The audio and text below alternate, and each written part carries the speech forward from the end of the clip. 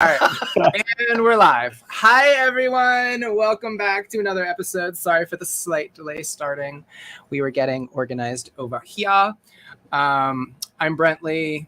I'm Dan, and this is Rumble, so I can say what's up, faggots. Yes. Well, we're also live streaming. I'm also doing it on YouTube too. Oh shit! So I don't know if we can use the F word on YouTube. Hey, we're homosexual. I've heard about that quaint little alternative internet site. They might be onto something over there. They might be on. No, I think you can say faggots on YouTube. You can. So we can say faggots. That's fine. I mean, we are faggots for for anybody out there. Kind of too late for that. So. The only not faggot is Mr. Brian Front Porch Conservative right here. Yeah, we do have some other special guests that aren't going to be gay coming. A minute. Yeah, Brian's the token straight today. We will have other straights coming. But tonight we wanted to talk. I did a very controversial, maybe slightly tipsy tweet the other night where I pointed out that gay marriage is not marriage. I like how you said pointed out, and people are already going to get pissed about that, just the way you worded it. Well, what do you mean pointed out, Brent? So let me explain first. Yes, context, please. Context. So, words have discrete meanings, right? This is something we've realized, and it's something we've all come to agree upon when it comes to the trans radical mania, right? Men can't be women. Dogs are not cats. Trucks are not cars. And before you jump in and yell, but Brentley, marriage is a social thing. We agree on what it is. No, because if you do that, you just eliminate, you take away the definition. As soon as you take borders around a concept, a word, and you expand them, you start that process, you destroy language and the ability to convey accurate meaning in the process, which is actual danger. I was listening to the Joe Rogan. I hadn't listened to the Joe Rogan, Matt Walsh discussion because I don't listen to everything those people put out. But I listened to it because people were mentioning, Matt Walsh got owned on Rogan, blah, blah, blah, having the same discussion. And what I realized was Walsh was nervous, number one. You can hear it in his voice. And who wouldn't be nervous, right, appearing on Rogan? And number two, he didn't do a really great job in laying out the fundamental problem here with the redefinition. My main issue is that it's a semantic shift. It's a semantic sleight of hand. And it's the same thing that radical leftists do with everything. They redefine terms in order to push an ideology, which is how leftists work. They don't actually communicate in good faith in order to have a respectful dialogue like we do here. They use words as weapons in order to coerce, cajole, and corral the public, the audience, humanity, into agreeing or being forced to agree with their ideology, because otherwise you get othered. You get turned into a bigot, a racist, a homophobe, a transphobe. And we're kind of realizing that there are some people... Wait, what? The air conditioner? Sorry. I'm realizing that there are definitely many people on the right or in the middle, or people who consider themselves homocons or gender critical, who will do the same thing. They will other you if you touch certain sacred cows or things where they disagree with you on. It's the same thing. You are cast out now. You are not part of us anymore. And it's just like, dude, you guys are behaving just like the woke leftists do. And then they get mad when you point that out. And it's like, why can't we have a dialogue? Granted, I will acknowledge the fact that, Brent, when you tweet something like cope and seethe, you are definitely calling... Seethe and cope, whatever. You are definitely calling for a more inflammatory reaction from people, and that is a valid point. And this is the thing, too. Like, It's Twitter! When I tweeted about your tweet, I wasn't saying people can't disagree with it. I was saying to be civil and to stop attacking you personally, saying nasty things about your appearance, your personal life, being single, all that shit. I'm like, none of that has anything to do with the discussion. That was all I said. And then people were acting like, well, you're defending his point. I'm like, dude, if you go to my response to your tweet, you'll see that I actually sort of disagreed with it, even though I agreed a little bit with it. I was kind of in the middle. Well, why don't you elaborate your disagreement, and then we'll go around the square here and let everybody have a turn. All right. Well, you continue, because now I got to pull up my freaking response because I wanted to actually read it.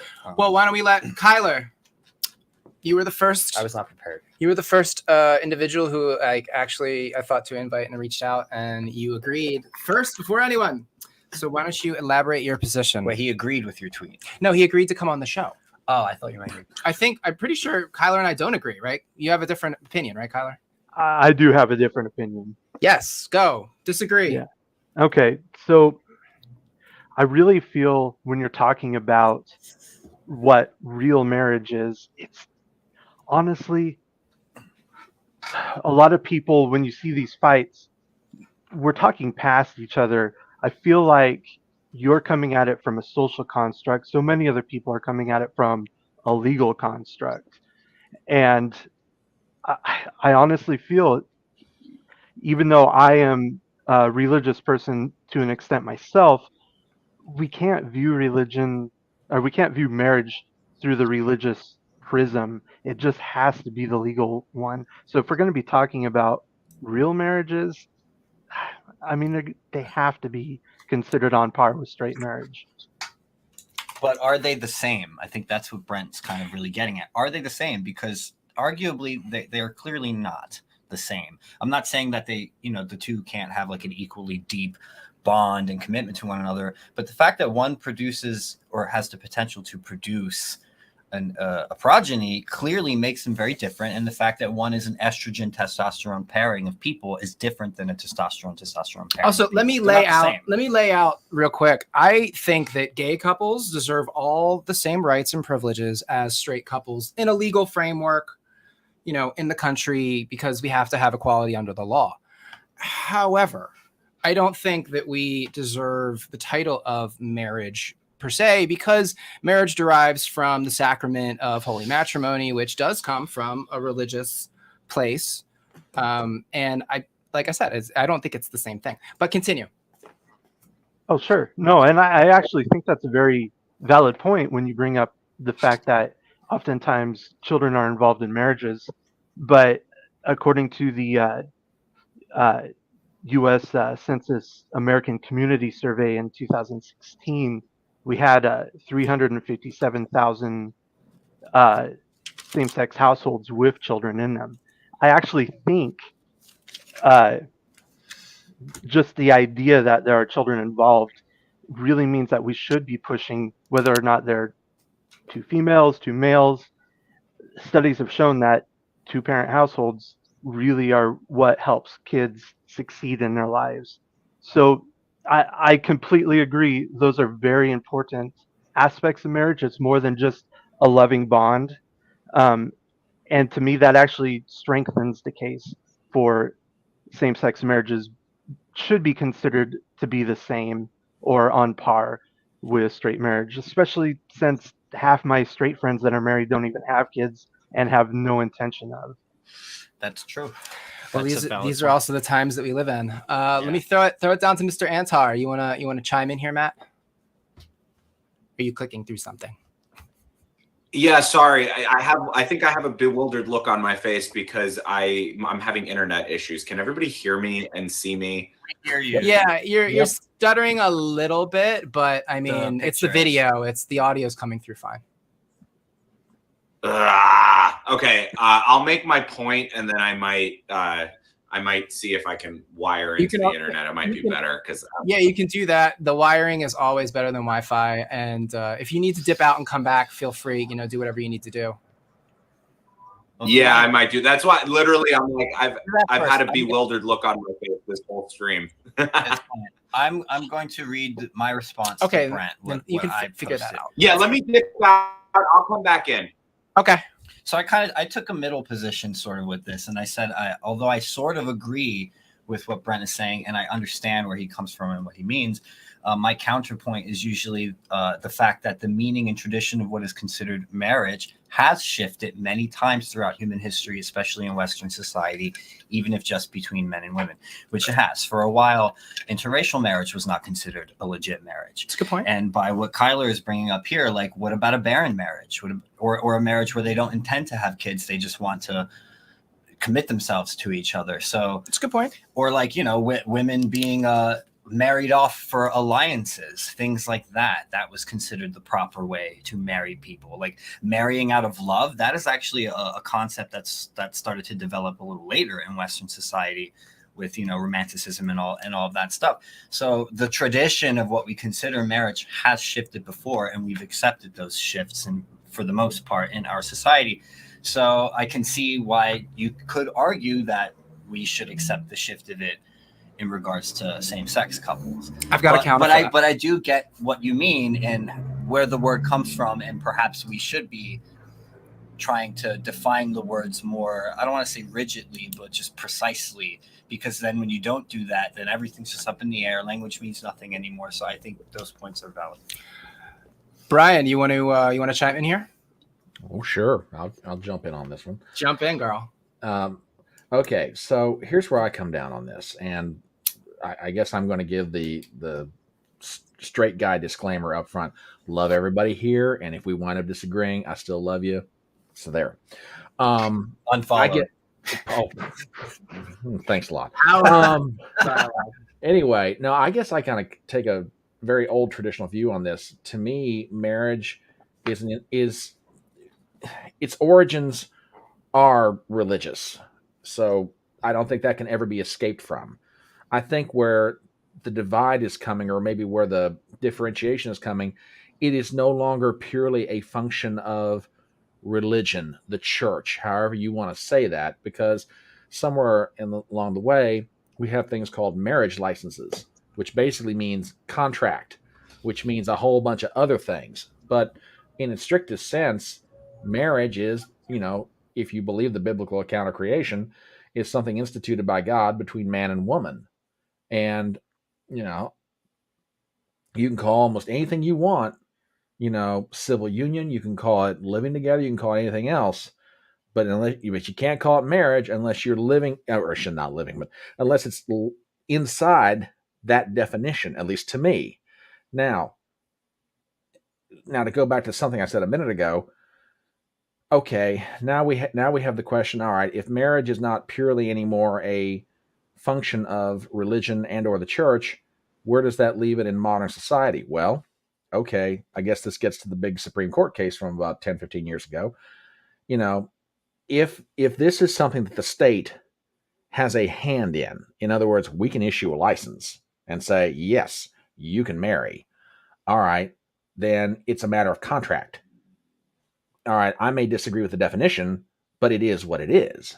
But as far as its original meaning, to the way I understand it, or the way a lot of other people may understand it, it's simply defined as between man and woman. So that's where I come down on it. Mr. Antar, you want to try chiming in?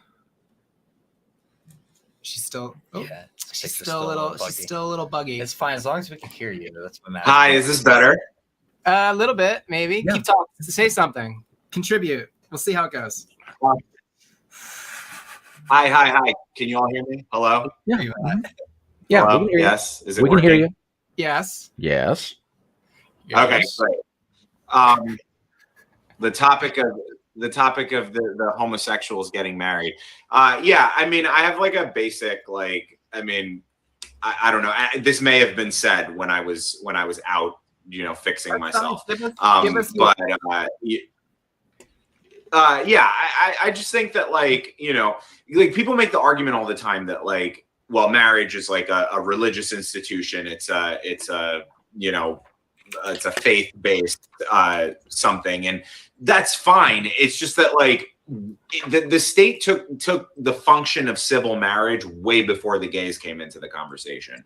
So when we're talking about civil marriage as it relates to the state, then I just I think somebody was saying before, there's an equal protection thing. As it relates to the state has been regulating marriages for don't quote me, I don't know how long, 100 years, 200 years, however long it is. I have no desire to ask churches or synagogues or mosques or anybody to perform any marriage that they don't want to perform in their institution. I just think that okay, so what does marriage mean in a civil context? It means tax benefits. It means that you can go see your spouse in the hospital if God forbid they're sick. It means you're considered family in the eyes of the government, things like that. That's all I want. I really don't give a fuck if you call it marriage, you call it a civil union, whatever. When I get married or civil unionized or whatever the hell it is, I'm going to call the guy my husband. And people can if people don't like that, that's fine. You can go ahead and call it my civil union other or whatever the fuck. I don't give a shit. Like I know what the person is to me. All I like this fictitious person. I'm very single. But this fictitious person, you know, I would know what they are to me. So it's like all I give a shit about is like in a government situation, because like whether we like it or not, like the government is a part of our lives, and it you know, there's certain things that like if that person is considered a spouse in the eyes of the government, there are certain benefits, there are certain that you call this person a family member, all the things that I laid out before. So yeah, I mean, but my argument would be if you say, well, gays can get a civil union, I would say, well, then the word civil union should be the word that's used for civil partnerships that in the eyes of the state. Like I still wouldn't agree with the state calling one thing marriage and one thing not marriage, because there's a separation of church and state. So whatever the state decides to call the thing where that you get when you commit to somebody and the government recognizes it, it should call it that for whoever. I don't care what it's called, but it should call it that for whoever. And then the church can do whatever the church wants, and that's fine. That's a very fair compromise. It's a very fair compromise. That's a fair point. I saw a lot of people in my DMs in response to my very controversial tweet. Agreed. They, you know, a lot of guys felt similarly that there's that division there, that a civil union, a legally recognized civil union, is one thing. And really, that's the only thing the state should be dealing in, because it has to deal with taxes, you know, particular visitation rights. Those things are important things. Hi, Raid is feeling like he needs attention.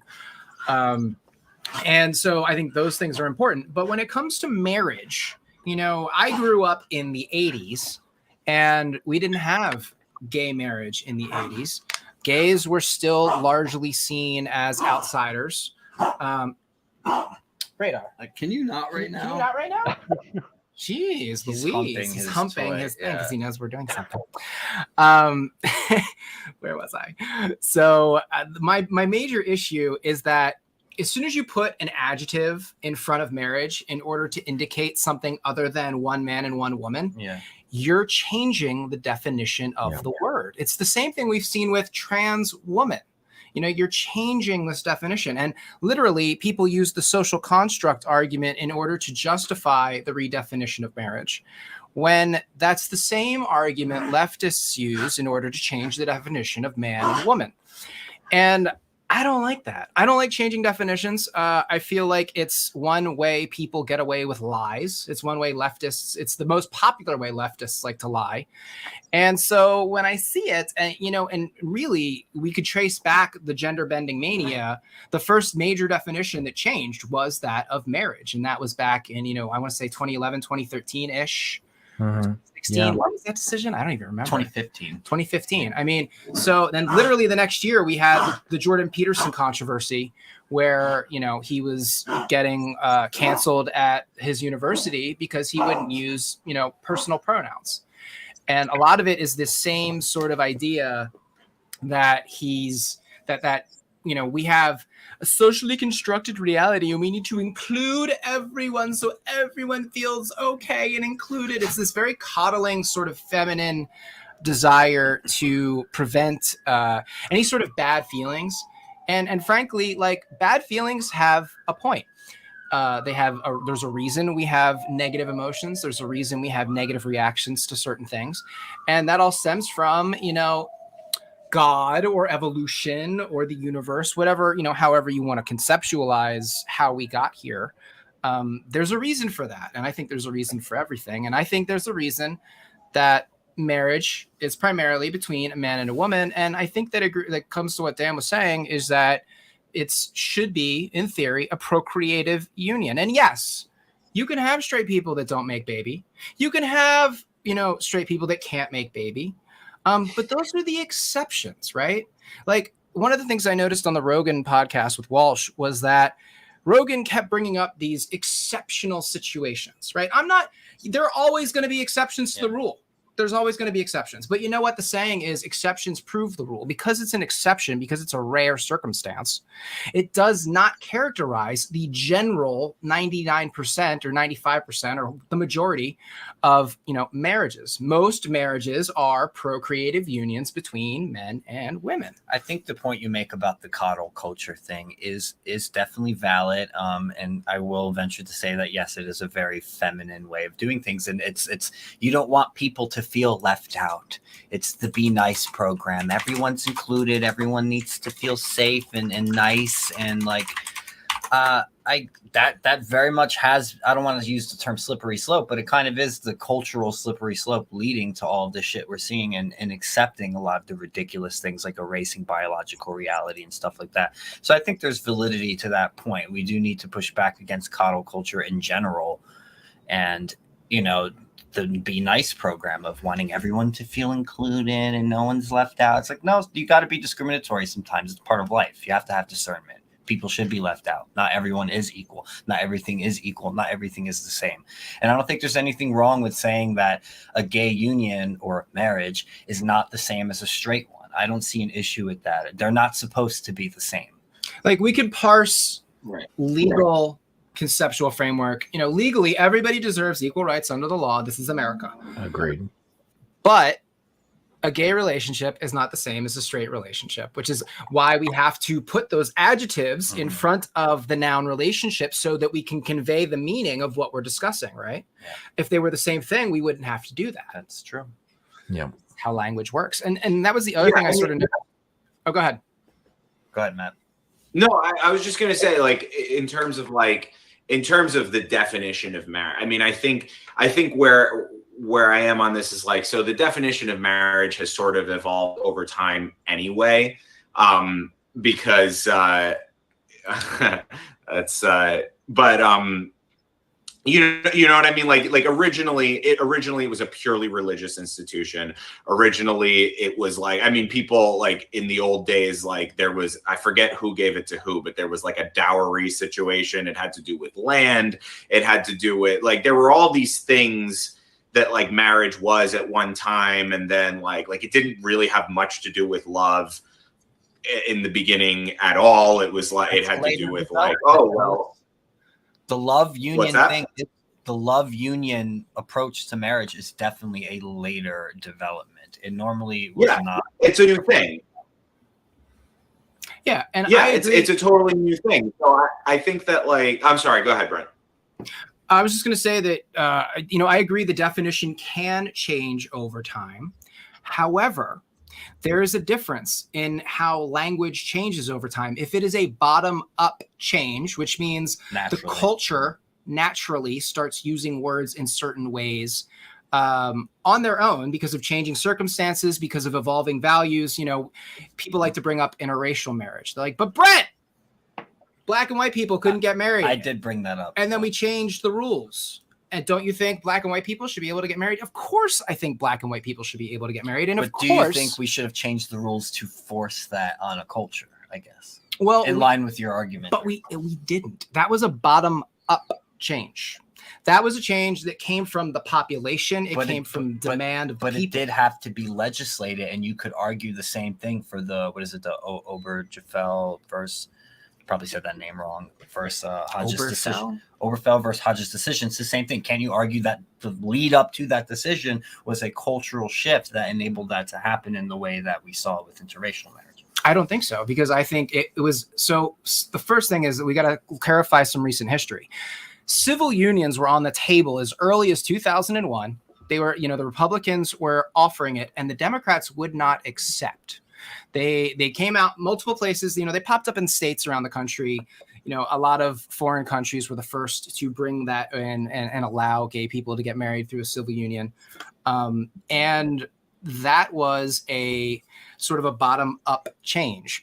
Whereas now, with gay marriage specifically, the lobbying institutions, what I call the organizational gays. So these are the GLAAD gays, the HRC gays, the gays that are getting themselves involved in politics.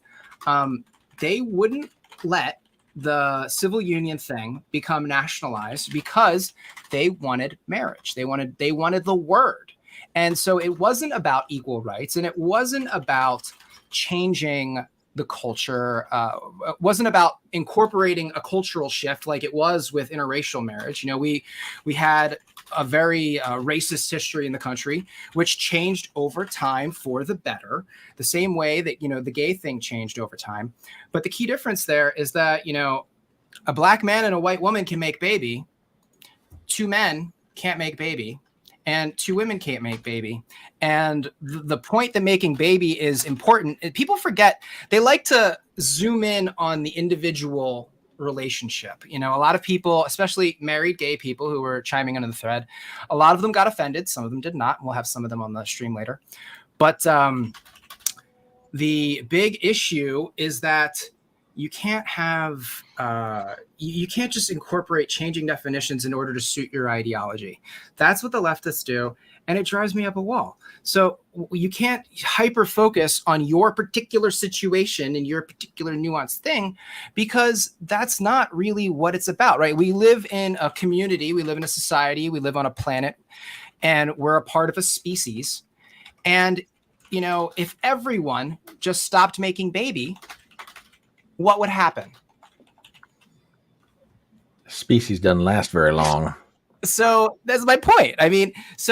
Yes, we can have non-procreative unions, and that's fine, but that's not really what a marriage is for. A marriage is for creating a stable structure, a stable environment, ideally where you have healthy, psychologically speaking, mom and dad.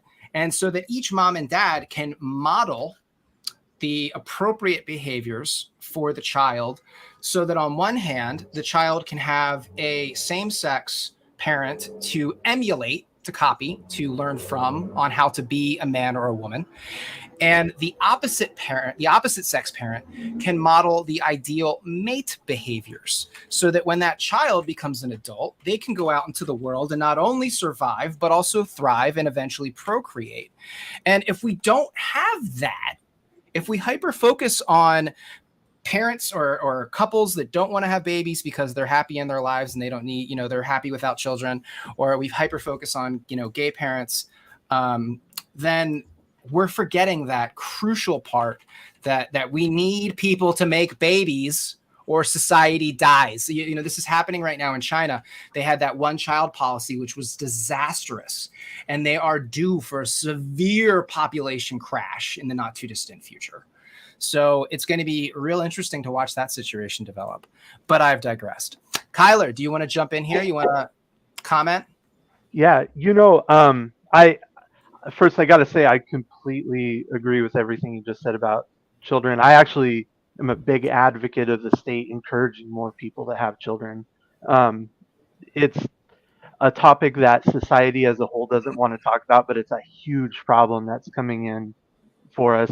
Actually, not to get off topic too much, but I actually think that's why illegal immigration isn't ever dealt with, is because politicians know we need them to keep growing our actual population. I did have one question though about something you had brought up about talking about cultural progression when it comes to going from the bottom up, as opposed to say what Oberfeld did, which was impose it on the whole country. I actually completely disagree with that Supreme Court ruling, and I say that as someone who's married, but I've been married since 2013. Oh, congratulations! Oh, thank you. 10 years. And it is an accomplishment.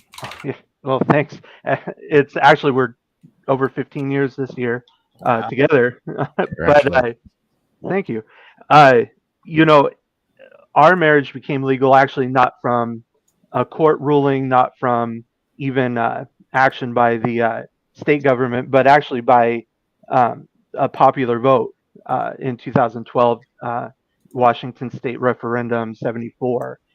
So in that vote, the people of the state, which ironically my now husband and I both voted against, we as a culture, I would say, actually did shift to accepting, at least in our state, that. So I feel like I do agree with you, but I do think that has actually happened uh, more naturally too.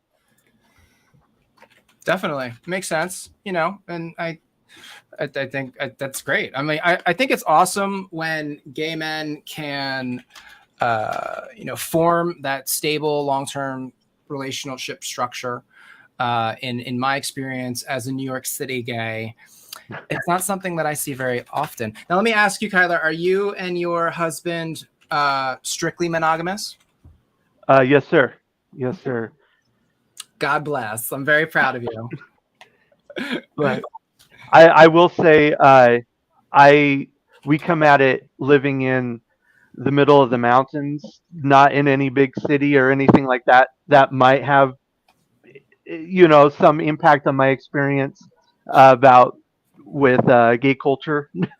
So I, I can, I do think what you're talking about is actually really valid when it comes to serious issues within gay relationships. And they're ones that we don't want to necessarily, as you can see by the outpouring of hate you received from your post, don't really want to touch on. It's just a taboo. Brian, you want to jump in?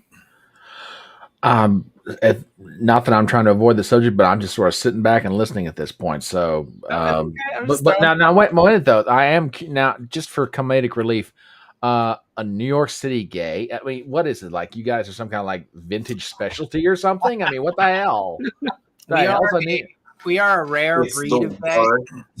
Actually, we're a common breed. That's the thing. We're like most of the gays you'll find tend to. They congregate in cities, and there's a reason for that. Yeah, it's called they want to meet each other. It's hard to find other gay people if you're in a place that's more secluded.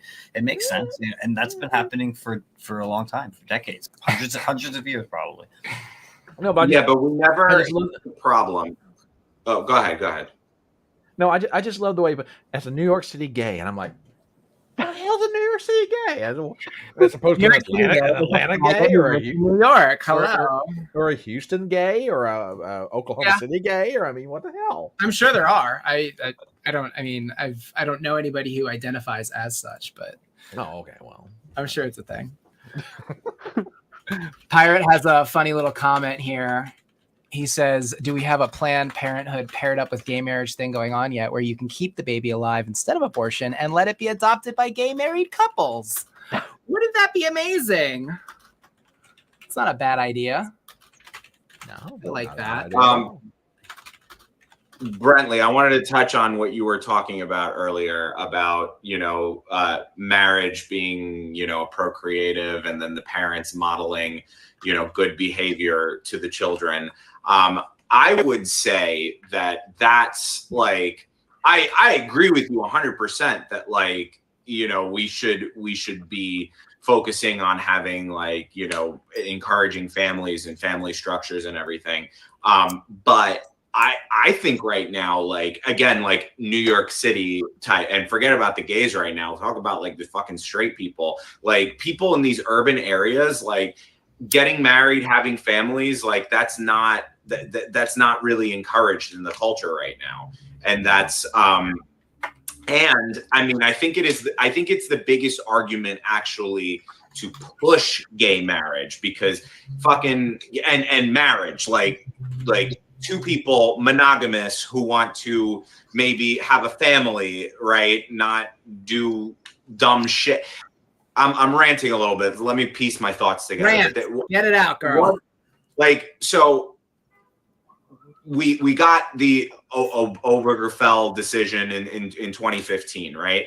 Which was ostensibly a long process of advocacy and blah, blah, blah, blah, blah, that led up to it, 30, 40 years of people trying to get to that result, right? But what kills me is when you have post 2015, you have all these gay men acting like it's still 1979 and, going to the underground clubs and having sex with like 6 different people in a night. And that's a slow night.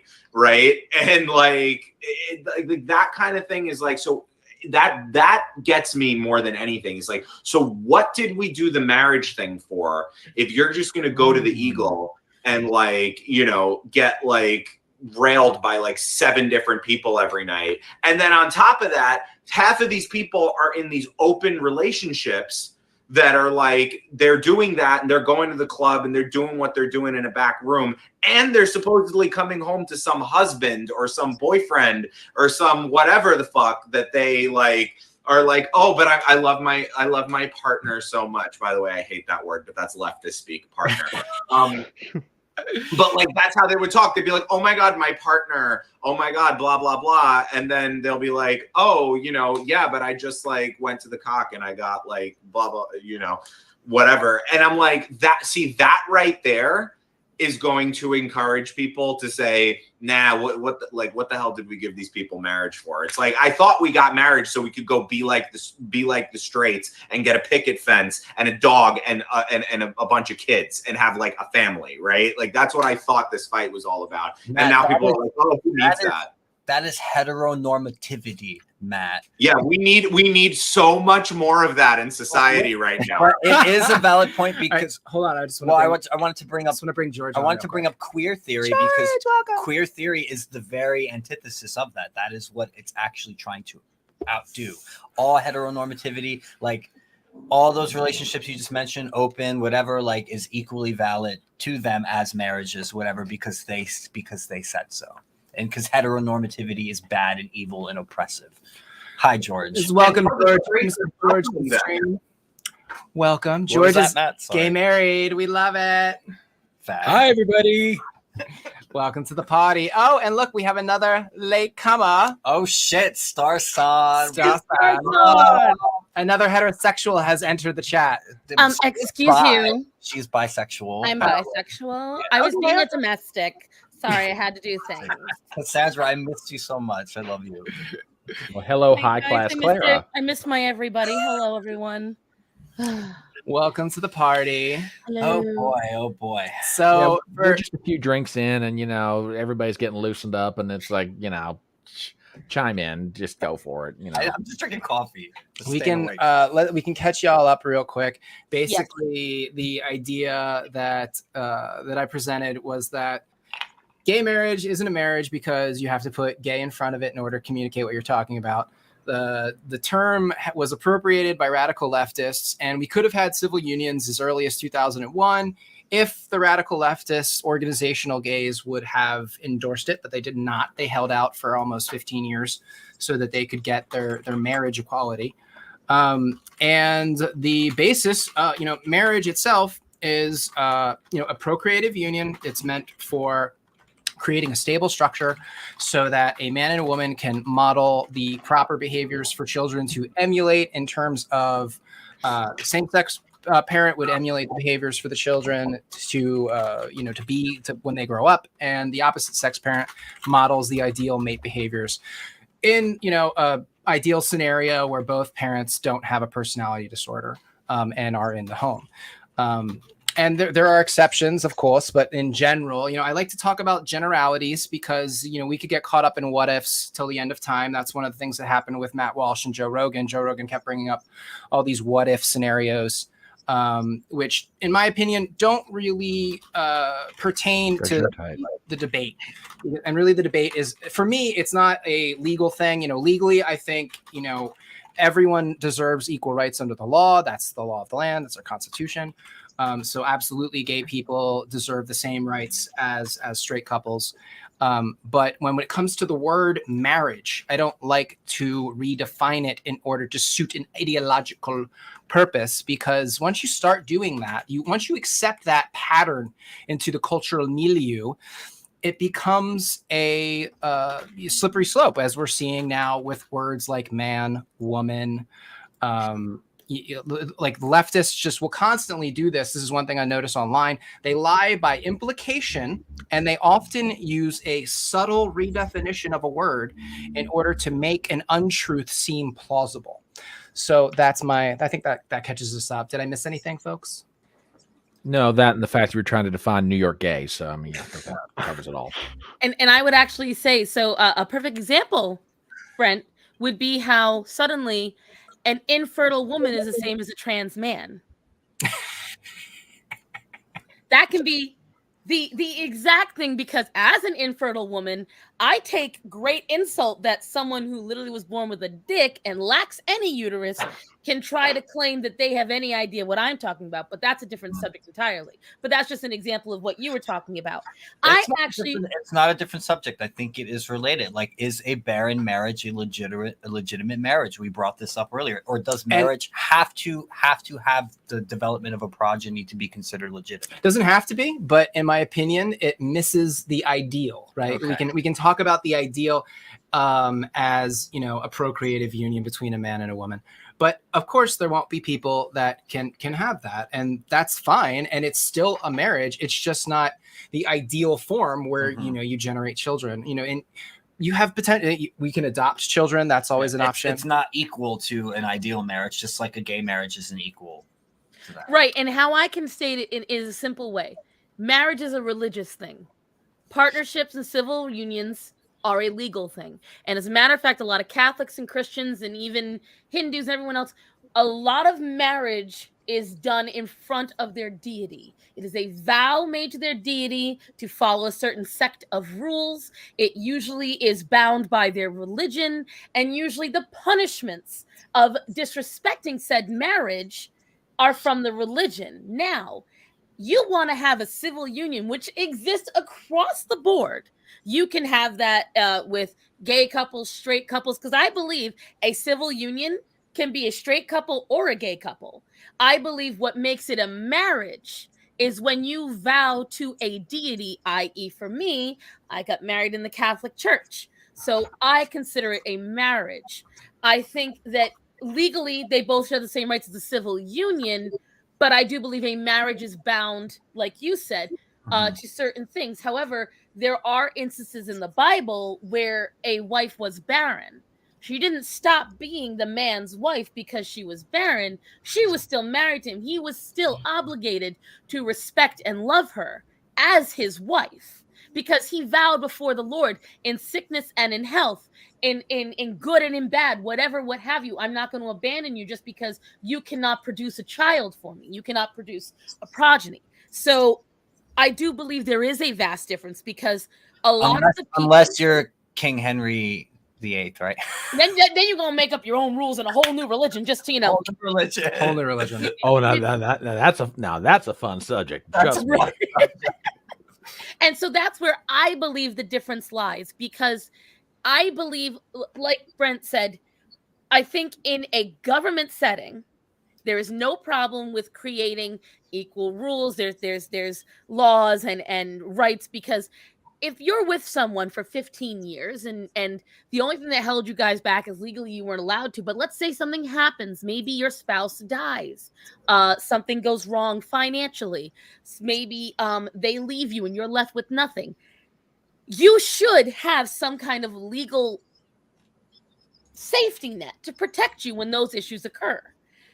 That's because with religion, there is some safety net. There is some kind of thing, like, for instance, you know, infidelity. I know for a fact a woman going and getting snipped without her husband's knowledge is terms for null of a wedding or a marriage in the Catholic Church.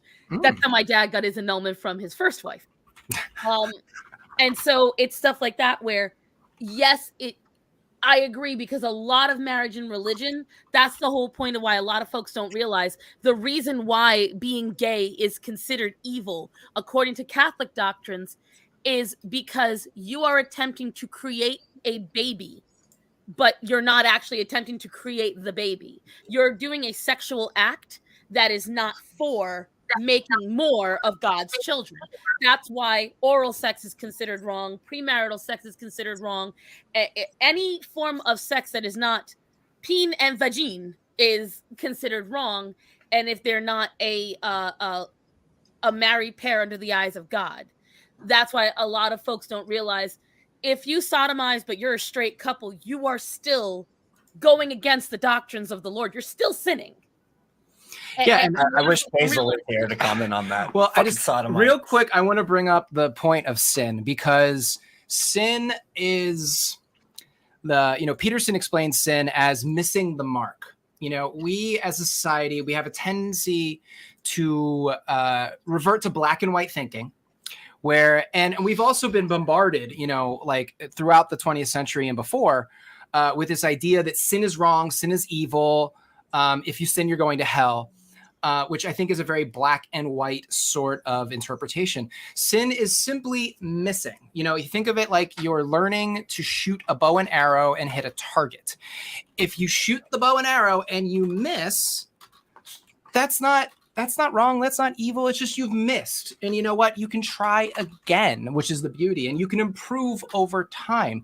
And without that journey to from missing to scoring a bullseye, we lose something in the nature of humanity. We're constantly learning, we're constantly growing, we're constantly trying to be better people. At least some of us are, and it's not necessarily wrong per se, but if you intend to sin over and over and over again, that could be considered wrong, I guess.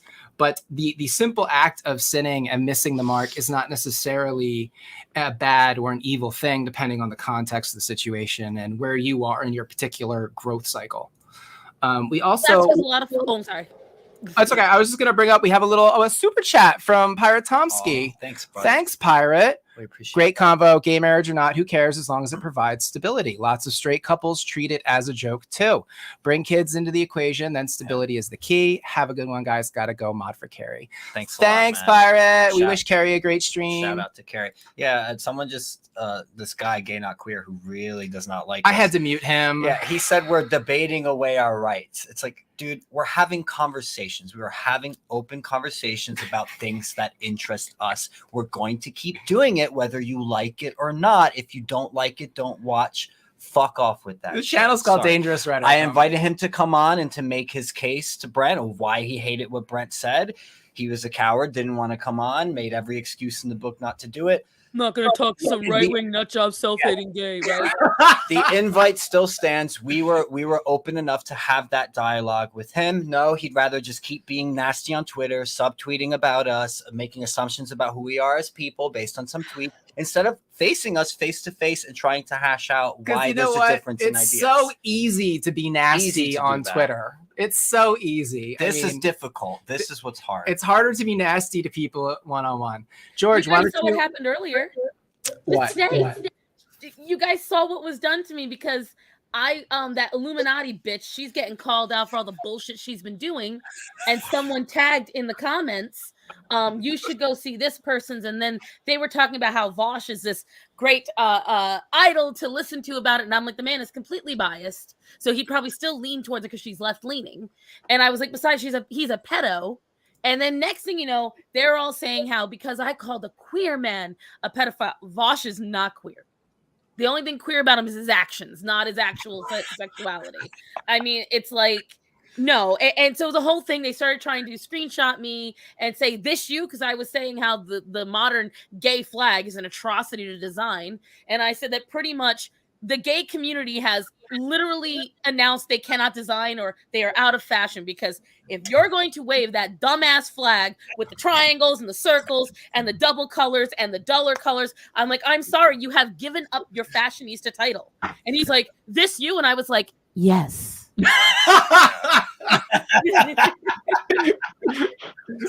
I want to hear from George. Yeah, George, tell us about your gay marriage. First, I have to start. If you guys can hear me, yeah. Yes, we can. I have to say, I got a new mic. I actually got like a real mic, so I'm all excited. Yeah. Oh, that's why you sound so crispy. Very nice. You got. You're gonna have to sing for us at one point. I know. I will. I don't sing for less than 10,000. Just kidding. All right. What do you charge for autographs? I have to I have to tell Starsan, I saw that back and forth today, and I was like, I love you. I was like, yeah, that's me. And what? It was perfect. It was. I love when people do that. Like, are you ashamed of your screenshot? No, that's it's still on my Twitter. Did I delete it? Yeah, exactly. Exactly. I said what I said. So, okay. So here's the thing. Yes, I am gay married. We've been married for 6 years, actually more than 6 years. We just hit 6 in May 15th. Congratulations. And yeah, thanks. And Wonderful. you know, back then I don't care what it's called. I don't care. The reason we did it, well, 2 reasons. A, because we love each other and we wanted to seal this, right? As it was something for us. It wasn't about what other people think. I don't give a fuck what other people think.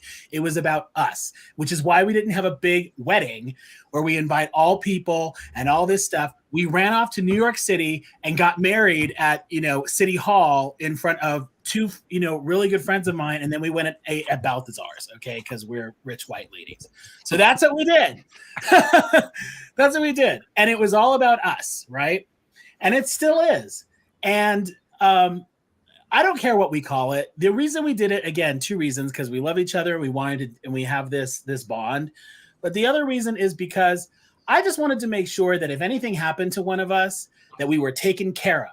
Yeah. We have a piece of paper that if anybody came, and trust me, my husband, he had a not so good relationship with his mother, who's no longer with us now. But I didn't want anything, if anything happened to him, I didn't want her or anybody coming in and being like, I'm taking the body, or I'm doing this, or I'm doing that. I wanted to know that, like, I was going to have a say. And that's really the reason we did it, so that we could take care of each other. And if something happened to the other one, we knew the other one was going to be taken care of, was going to get the insurance, was going to get the house, was going to get everything that we needed, that just making sure we were taken care of. In terms of words, I don't care. Back then, when I was a lib, I probably did care. I don't care anymore. I don't care. Call it whatever you want. Call it a tuna casserole for all I care. It is what I still got the piece of paper that tells me that you ain't gonna fuck with me, and that's the way it is. Initially, though, that is really the main thing that was being fought for. Like, yeah, that changed later, and because again, people want to feel included, and there are gay religious people as well, and they want us to have that religious ceremony, and we don't have to get into the argument of whether or not you should do that. But the point is that people wanted that, and that was special to them. But for the most part, it was those protections under the law, and to have the ability, yes, to have a say in the life of your partner if something tragic happens or something of that sort. That was the main thing that was being fought for. And yeah. Brent agrees with all that stuff. He just doesn't think it should be called a marriage, and he's entitled to that opinion. I don't 100% agree. I'm like you. I don't really care what you call it. Call it a marriage, call it whatever. As long as those legal protections are there, I'm not going to get so hung up on the word. But I get his position, and there are a lot of other people who hold that position with the rigid definition of the word marriage, and that's fucking fine. There's nothing wrong with that. Like, I'm not going to sit here and, like, I don't know, like, say, fuck you, Brand. I'm done with dangerous rhetoric. This is over. How dare we not disagree on a point? Like, shield. Dumb, like I lost some followers just for standing up for him, even though I didn't 100% agree with his position. People still got mad because I'm saying, well, hey, maybe stop being nasty cunts and just, engage in the dialogue instead of attacking his appearance and shit like that. Like, none of that has anything to do with the discussion. And that's what, sorry, I just want to say real quick, that's what bothered me about this. And that's why I jumped into the conversation today, not so much with Brentley, but just in general. I was like, I don't have a problem with, I'm not saying that everybody has to agree. This isn't like la-di-da, everybody has to, everyone hold hands and everybody's going to agree on everything. We don't agree on everything. That's fine. That's normal. What I don't like is, don't come on somebody's page and be a coos to somebody because they've expressed an opinion that, triggers you. Take a breath, Mary, chill out, and then come back and be like, hey, I don't really agree with what you're saying here, and here's why. Like, try to engage in an actual, like, conversation with somebody if you actually want to have that conversation, instead of immediately jumping to, sorry, I'm going to use the word here, faggy, bitchy bullshit, and jump in and be cunty, like you said, and immediately be like, oh, these stupid gays and blah, blah, blah, blah, blah. That is not how you have a conversation. It's also what the woke left do. You're not gay correctly. You're not doing it right. It's like, and that's exactly what I said in one of my other tweets when I was like, well, what happens when you don't agree? And it's like, well, you just get kicked out of the LGBTQ, blah, blah, blah, blah, you know. Well, now it's the LGBs, and I tweeted something earlier. I'm not part of that either. Look, I don't want to be part of the LGB community any more than I want to be part of the LGBTQ plus community. It's still forced teaming. It's a political thing. It's an identitarian thing. I'm an individual person. I happen to be attracted to men. That does not define me, even though it's an important part of who I am. But I'm not going to attach myself to some movement with a bunch of people who don't all agree on everything and who probably don't even all like each other for what? Like, what rights do we have to fight for anymore? We have them. We have them. Yeah. And the thing is, they view these discussions as trying to roll back those rights and to attack them. And it really pisses them off when gay people have these discussions because they view it as you're betraying them. And that's what woke leftists do. That's exactly how they treat us when we question the gender ideology shit and all that stuff. You're a traitor. You're behaving the same way. Yeah, the LGB community thing, that I agree with you 100%, Daniel, because that's the people who want to go LGB and make that a community are the ones who are going to jump on something like what Brentley tweeted and be like, you're homophobic, you're a self-hating gay, you have internalized homophobia, you're a traitor, you know, and like that, because that's still like the community mindset, and that's like that. Yeah, they're the first ones that are going to act like a. I think I tweeted like on your thing, Brentley, like it's like they're acting like a woke leftist who just heard someone say trans women are men. Like, you know, and then like freaking out. It's like the same reaction. It's like marriage. It's like, whoa. Like, first of all, Brentley cannot single-handedly roll back gay marriage in the States. Does not have that power. You know, yeah. But like, second of all, like, you know, just engage, find out what he meant by it. If you're concerned about, I don't know. It's just, he did tell them to seethe and cope, and they seethed and coped. They did seethe and cope. And this is the thing. It's just like they're arguing like, oh, well, why did you add that on there if you didn't want, you know, an inflammatory response from people and blah, blah, blah. Well, why would you feed that to him? Like, you literally gave him that. So you could have just done the opposite, like, and by telling them to seethe and cope, I had the power to make them seethe and cope. Exactly. Yeah. And they'll argue that leftists do that too, and they do say that all the time. And I think you're kind of appropriating it in a sort of funny way. But that's another thing too. People can't laugh anymore on Twitter. People take shit way too fucking seriously. You can there was this joke tweet going around that like gays can't commit to brunch, let alone marriage. And it was a joke. And people were reacting to it as if like, oh, well, I've been in a long-term marriage, or I know other people. It's like, we know it's a joke, dude. It's just laugh at it. Just please, just fucking laugh. Just laugh. I'm so tired of taking everything so seriously. And like on the other side of things, sorry, just really quick. On the other side of things, like if I get married or civil unionized or whatever, like I'm gonna call who I'm with my husband. And if somebody starts screaming at me from the right, being like, that's not really a husband, I'm gonna be like, okay, girl, thank you. Have a good day. Like, it's not gonna like you know what I mean? Like there are people everywhere who are gonna be like, that's not really a husband. That's not a real marriage. I'm gonna be like, thank you so much. You move on with your life. You move on with your life. Right.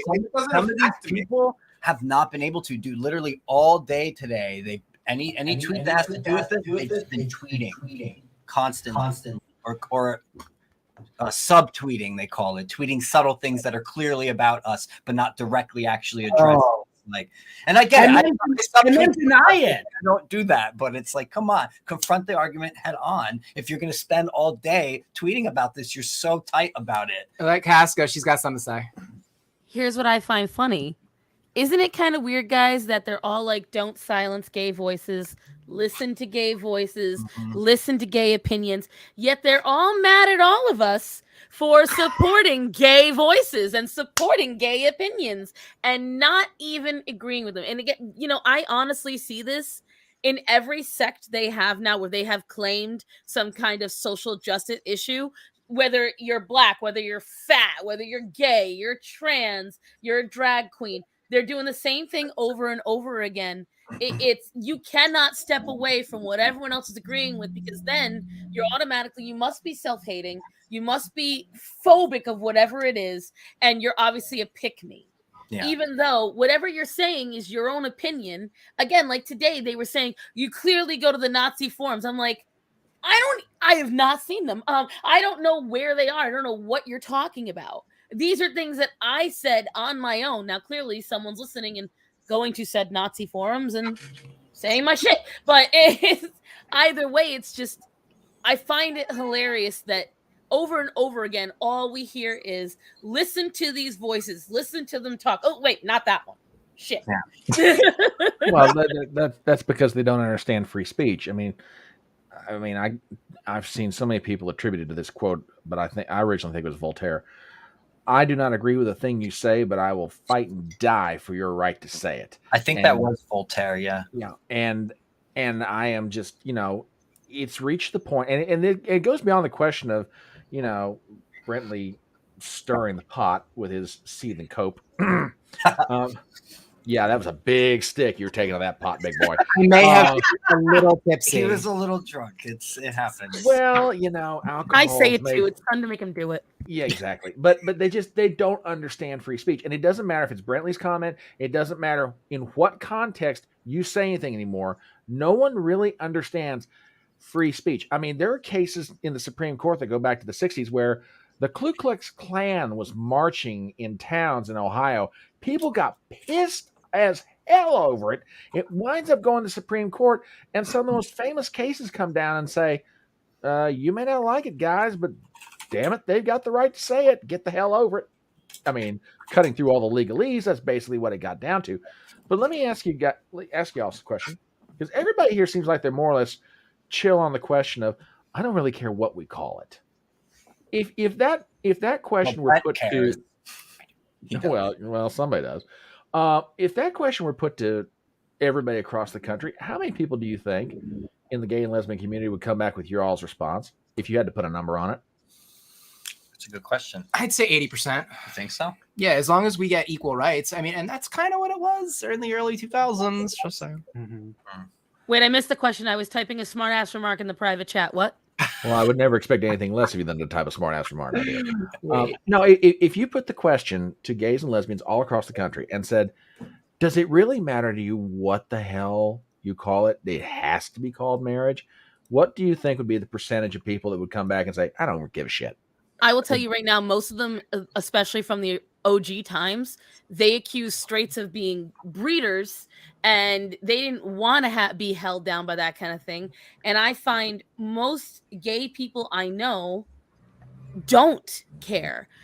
As long as they have found someone they care about. But most straight people are that way today. Like, marriage is down. It has been down. That's true. A lot less people want to commit. We have been trained by society that everything is disposable. I use this as a representation. Go back 100 years ago, you bought a stove. That stove was designed to last your whole life. Now, that stove may burn your food. That stove may not always work right, but it'll turn on, it'll cook your food. Now, you can get a stove that'll heat your food, warm your food, turn on for you. It'll warn you when everything's going on. It'll self-clean. It will do everything but wipe your ass. But that stove's only going to last you 8 years. So the thing is, things weren't made to last now. And a lot of our society, whether we like it or not, we have become that way with relationships. Ooh, couples goals. I like what they're doing. Ooh, that guy's hot. Wonder if I can take him away from his girl. That's the shit that you see today. How often when some... Oh, yeah.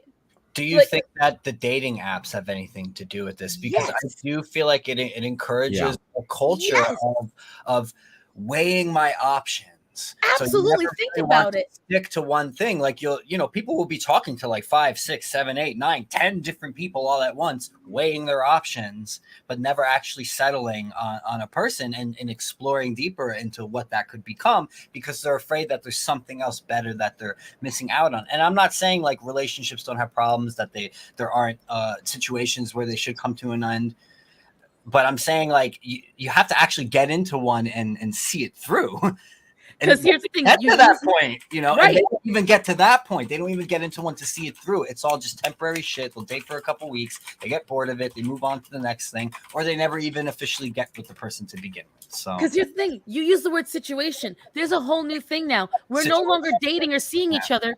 It's a situationship. yeah. And on top of that, think about it. How I've been often, in one of when those. somebody, it's disgusting. I hate it. I think it's a terrible idea. I mean, it turned into a very good friendship. So, Right. But the thing is, I want you to think about this, right? How often do you hear when someone's showing confidence, when they're empowered? Your man's in my DMs. They're up in my DMs. yeah. It's a power move to say, I can collect all the pussy and dick that I want. It's a power move today. Rather than being the sidewalk harlot that you're acting like when you say that. Because the thing is, 9 out of 10 who's in your DMs is Rapshet from India, who is saying, give me your bobbins and vagines. We all know who's up in your DMs. We already know. But the thing is, they would rather sit there and say, I can take what you've got. What you've got isn't strong. What you've got is built on a lie, and I'm going to steal it. That's a power move today. Yeah. Well, and another No, it's not a new thing. People have been doing that as long as people have been people. But the internet definitely makes it much easier to do that sort of thing. Way easier. And to go back to her point, I mean, you know, everybody loves to bash on the baby boomers, even though they're thinning out as a herd. But there's one thing that they did that royally screwed up the generations that came after them. When people got married prior to the baby boomer generation, you can make a pretty good argument on this.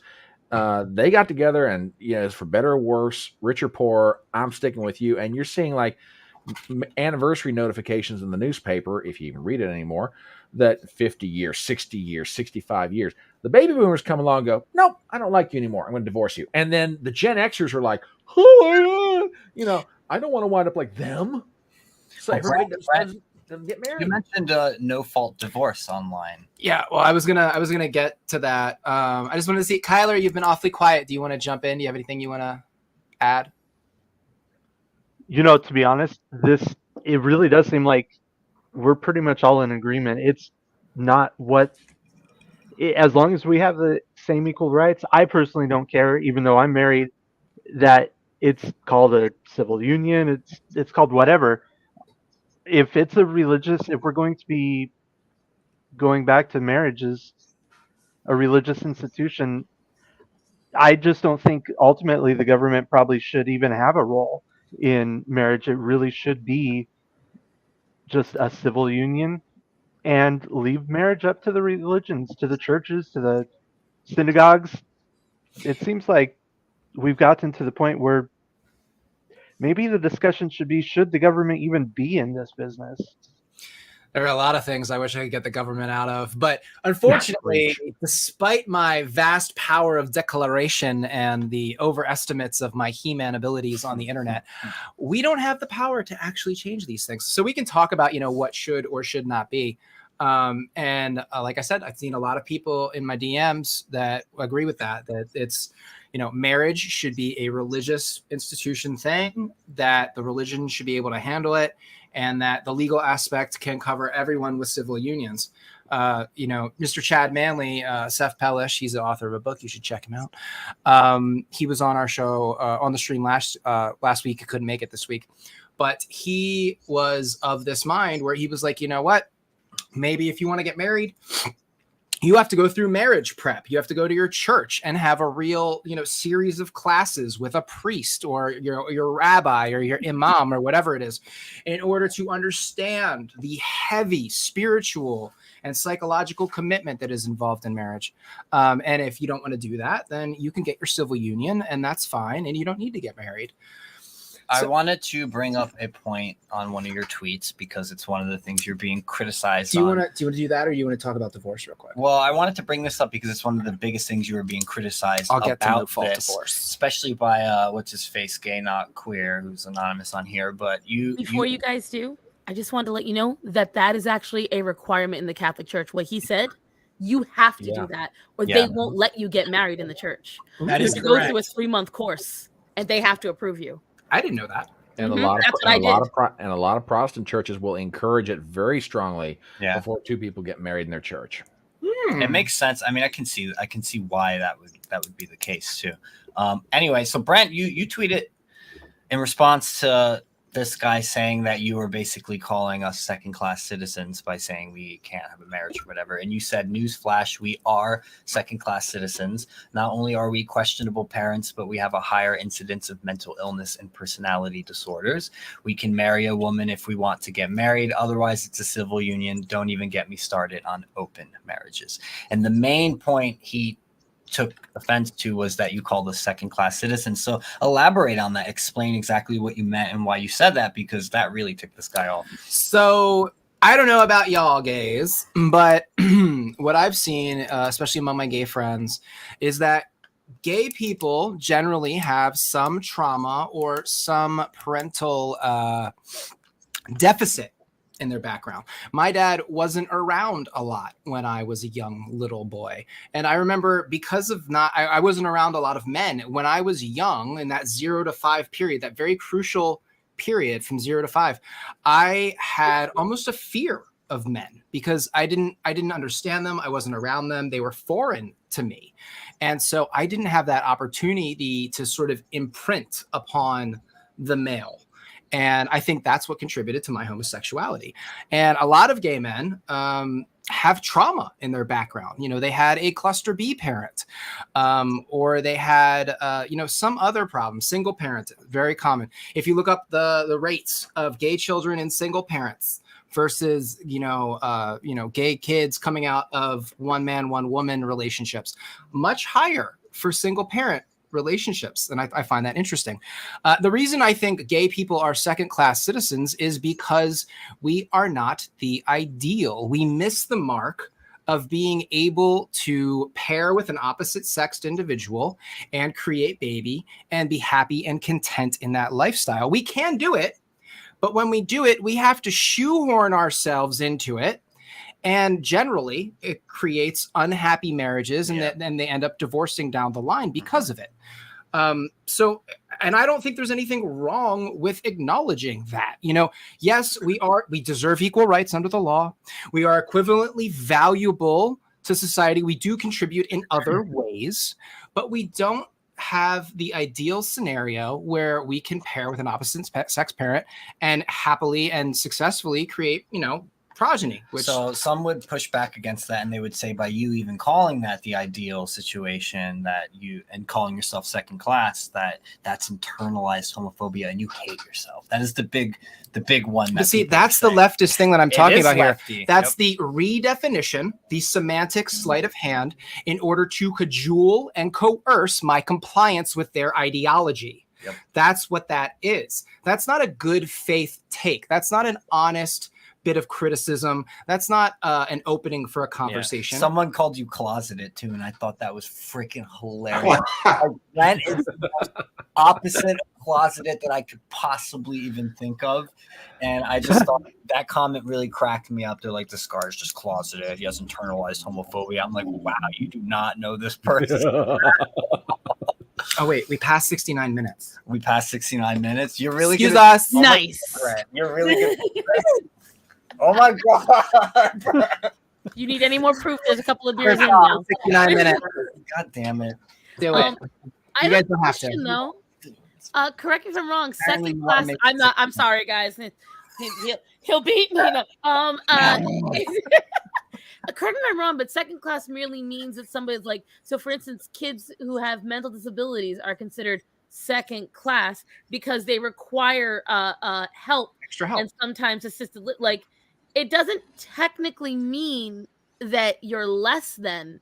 It just means that you have and I was saying it in the private chat, almost everyone I know that is bi, gay, or non-binary, typically the reason why there's a lot of lesbians who only became lesbian because of severe sexual assault trauma. There are a lot of women who, and again, myself included, I remember really quick though, is that a true lesbian? Our friend Peter Feliciano did an entire thread about this. we love Peter. Yeah, Peter's great. And again, but that's rejection. That's why I honestly have a theory that non-binary, here's why I don't believe it's real. Non-binary is trauma that you refuse to address. The same thing with ACE. And here's why. Because what that is, you are taking away literally the most authentic part of yourself. You can't deny whether you're a man or a woman. Your body is that way. You can cut anything you want. You can pump yourself with any hormone. At the end of the day, you are still that thing. So the question is, why would you suddenly say, I don't feel I'm a man or a woman? Because if you're a woman, probably somewhere inside you consider that a vulnerable thing, because what is women in this day and age? We're victims. We have to be afraid of everyone. The woman who screamed at a guy for saying excuse me from 30 feet away in a parking lot. Perfect. You do not approach me. You never approach a woman in a parking lot. Like, these are the creatures that this is the idea and the identity that we have fed women in the Me Too movements and the Handmaid's Tales and all this bullshit. And you never heard about see, it's so fucked up I can't even say it. You've never heard of non-binary until the last decade. It was never a they-them situation. You might have seen it in little sects and in certain ideologies, but most people didn't identify with that. And the reason why it caught on, because more and more people who had trauma found a way to escape. You no longer have to identify, I'm not a woman. I am non-binary. Because the woman was the one who was assaulted. I merely exist in this body. It's the same rhetoric. Take it, copy, paste, insert ideology. I'm existing in a fat body. I accept my fat body. I'm living as a gay man. I'm living as a non-binary. Copy and paste. All you're doing is you are avoiding trauma. Now, I'm living. I'm living. And that's the thing. Like, I believe there's a mix. I think it was Miyoko. Miyoko had done a whole study on how this is what could get people canceled. That technically, being gay could be considered by certain deficiencies in the uterus during development a birth defect.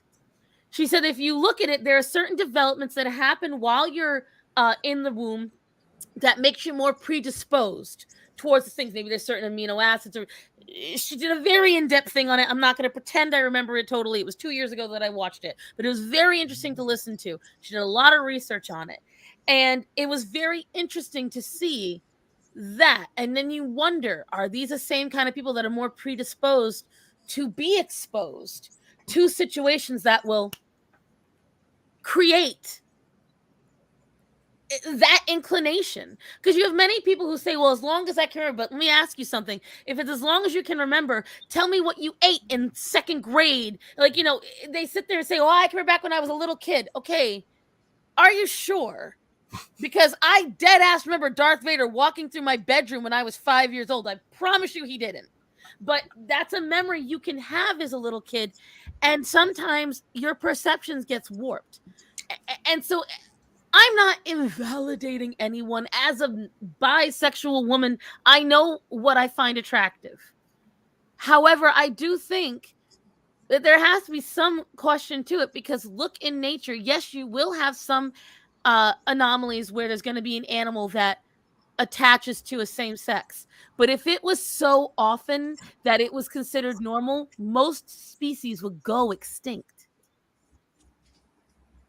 That's just the facts. Most animals do not have where they can become hermaphroditic or where they can switch from male to female. It's exceedingly rare.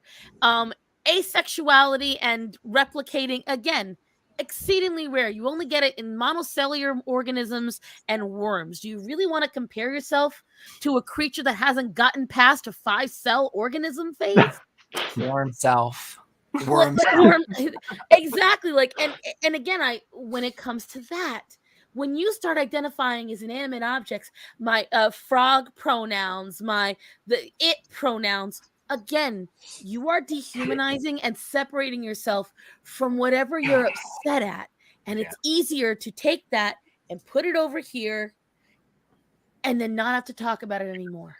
Trauma is definitely the elephant in the room, and not just for the trans stuff and non-binary stuff, but also for homosexuals as well. You know, it is something that needs to be discussed more, and it tends to not be. It gets swept under the rug. There's no connection at all. That kind of goes back to my point from earlier of when I was saying how like we got gay marriage, but gays still go and do these like, you know, this like hedonistic hypersexual behavior, blah blah blah. So it's like, you know, because the argument used to be at some point like, well, you know, because society doesn't recognize gays as, you know, as the same as straight people, and they don't allow them to get married, so their people are bigoted towards them, so they're pushed down into these underground communities. But what happened with society accepted all the way up until marriage, and we still have these like hypersexual underground type communities that are still behaving in destructive ways. This is a good point you bring up. You know, it's like, so now we can't say that because now we have the rights. So if it was just the fact that we didn't have the rights, that would have solved itself when we got the rights.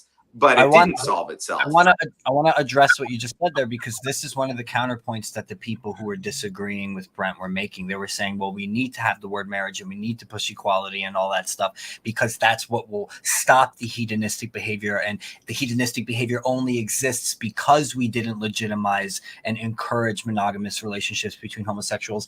And Matt, your point is perfectly valid. We have that now, and that behavior is still going on. You could argue there's probably more of it now. You know, circuit parties, all that stuff.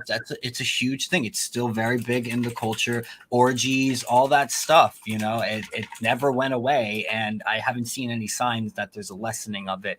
Even if we may have more monogamous pairings now than we did perhaps in the past because of the marriage and all that stuff, but that didn't stop this rapid hedonistic behavior at all. It's still, and now it's out in the open. Yes. You know, it used to be underground. Now it's out in the open. Now, if you criticize that behavior, you're a bigot and a homophobe. And, you know, because now, no, we have to accept all kinds of behavior. No, we don't. Like, look, I don't think anybody should go to jail for, you know, their sex life. But, you know, I don't have to not judge you. I'm going to totally judge you. I'm going to judge myself in the past when I engaged in that behavior. I have no problem saying that. I'm going to judge myself when I did that. I'm going to judge you when you do it. It's not good. It's not a standard that we should be aspiring to. But now it's not only underground, it's out in the open, and you can't criticize it.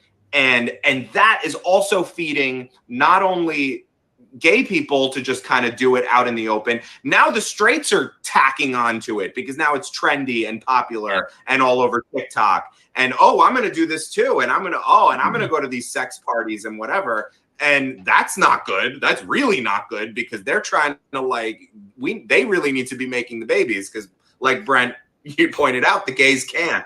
So you know, that's my Somebody's point. Always got to be making babies. Like this is like a thing that we forget because, you know, we're all wrapped up in our individual lives, and we, you know, and again, people like to point out these unique, what I'll call exceptional situations.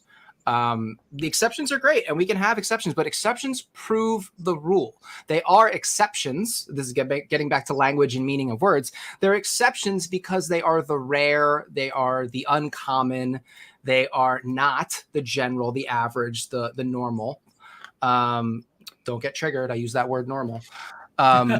And somebody has to be making babies. Like if we don't make babies and we don't encourage babies to be made, society will collapse. And we're going to see that in China in the next couple of decades. Just wait and see. I don't know if Darling Cope and Seethe has the same idea that I did, but I just wanted to mention this. Seethe and Cope. Seethe and Cope is, anyone notice, and no offense to the gentleman in the audience, that hedonistic and super horny and almost to the point of violent in some ways is only with the male side of the homosexual conversation, you don't really see that with the lesbian side. The lesbian side is coffee shops and oil paintings and U-Hauls.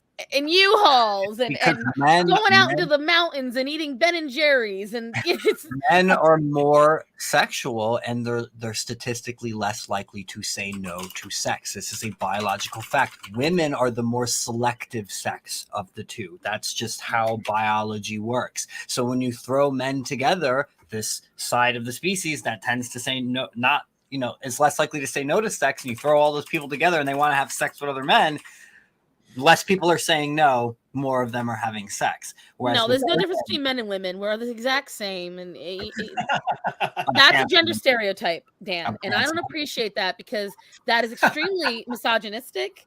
And I am masculine presenting trans femme, and I truly don't appreciate that you are invading on my masculine energy right now and saying such a thing.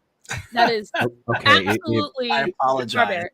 If men and women are exactly the same, I'm just gonna go shoot myself right now because frankly, what the hell is the point of living? I mean, seriously. There was a really Mr. Seethe, aka Chad Manley, had a really interesting mathematical breakdown. Where is he? He's not coming in. He's not coming. He had he was actually meeting up with a priest tonight to have a beer. Gotcha. But let me pull up that self-hating gay his hanging little out with mathematical priests. thing. So this was an interesting little thought experiment which he shared with me, which kind of shows how you get from no, not that screen. How you get from gay marriage to men equal women. So here you can see this. So if marriage is a man plus a woman, and gay marriage equals man plus man. If marriage equals gay marriage, so this is like the transverse property in mathematics, if you guys remember that, then man plus woman equals man plus man because they're the same, right? Gay marriage is marriage, right? So man plus woman, marriage equals man plus man, marriage. Well, if you subtract man from both sides, you can reduce it to just woman equals man, which then goes to men and women are interchangeable. So that was kind of an interesting little mathematical thing that I found fascinating, which doesn't necessarily, I mean, it's not completely applicable because, it's math and we're talking about social, but it's an interesting little thought experiment that sort of shows how we got there. Let me welcome Mr. Christian Watson to the stream. Welcome. Christian! What's up, Hello. Hi, Star Son. How you doing? How you guys doing? Hello. We're hanging out. We're hanging out. It got hot in here. We hit 69 minutes, so we took our shirts off. Oh, Brian. I didn't realize that was going to be like a recurring thing. I thought hot. that was a lot. It's hot in here. Yeah, I usually don't wear a shirt at home anyway. Can I say something really quickly before we move? Yes, go for it. Okay. So I'm sorry, Christian. Welcome. I just want to say this one thing, and then we can. One thing I think that I know that you mentioned earlier, Dan, is, and I think you did. So I did queer theory when I was in college. So I've read Gail Rubin. I've read like all of these different. I've read so many of these different people because like I said, I was a lefty, and I did all this. And I'm telling you right now, if you listen to a lot of what James Lindsay has posted about queer theory and has done like in-depth readings of stuff, he's absolutely correct when he says that. When he's like, this is what they're saying because it's there, they will tell you what they believe if you just look for it. It's absolutely, he's right. And one of the things that they say, and I've read it myself, is hierarchies of sexuality and of actual sex acts are dangerous. They want to break the hierarchies down. That's this is the Marxist idea, right? That is in these beliefs. They don't believe that there is something that is better or more normal than something else. They want to break these hierarchies down. So in other words, anything that said anything that says this kind of marriage or this kind of sexuality or whatever is more optimal than this other thing is automatically bad, and it has to be broken down. You have to destroy it. That's exactly what queer theory wants to do. It's there. I can pull the literature that actually says it. So I remember when I was in college, I wrote a paper that actually, and I'm admitting that I wrote this. I wrote a paper that said, based on these queer theory ideas, if gay marriage comes to fruition, we will create a homonormative we will create homonormativity within the gay community, meaning that there will be the gays who want to get married, and that's going to be the ideal, and everybody else is going to be ostracized or put out to the margins. And now, in my, now that I'm older and I realize what was going on there, I'm like, yeah, that's exactly what we should be doing. We need to actually be setting boundaries. We need to be saying some behavior is better than others. And maybe this behavior of marriage or whatever we want to call it, that's what it should be doing. It should be setting up ideal examples of healthy relationships that can exist in gay relationships. Mm-hmm. And that's where I see it now is like, this whole thing of like, oh, let's have our cake and eat it too. Oh, let's get married, but let's have open relationships. Let's do this. Let's do that. Yeah, I'm sorry. To me, don't get married. That's not what this is about. That's what I think. You're right. Think about the cake. The cake is a perfect example. We want to be accepted. We want to be loved. Christian Baker, you're going to make our cake. I don't believe it's not my religion. You're in fucking New York City. There's a billion fucking bakers, but you go to the one who, religiously, because at the end of the day, hi, honey, they are going to want to push. You're no longer allowed to have a different thing. You are going to accept us. You are going to love us. You are going to do what we want. That's the way they are now. And it's a dangerous thing. I personally don't. It's like you said, it's never enough to have equal rights. Now they have to be able to say, if you don't give me what I want, I will use my social tokens against you. That's the problem that I have now. There is a never ending what's next. What do we want now? Yeah. I want to hear from Mr. Christian. Let him jump in. He's been hanging out, listening patiently. Thanks for coming on, Christian. Oh no problem. No, yeah, I'm being enlightened by the conversation. I'm listening, and I think you're all making very good points. So, Brentley, you saw my response to your original tweet. So here's how I initially approached it. My thought was that you were being provocative to get a response, which is the nature of social media. That's how the algorithms work. That's how a lot of people work.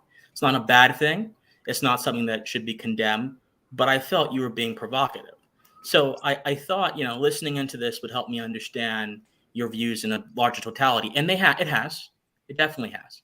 I think I understand where you're coming from.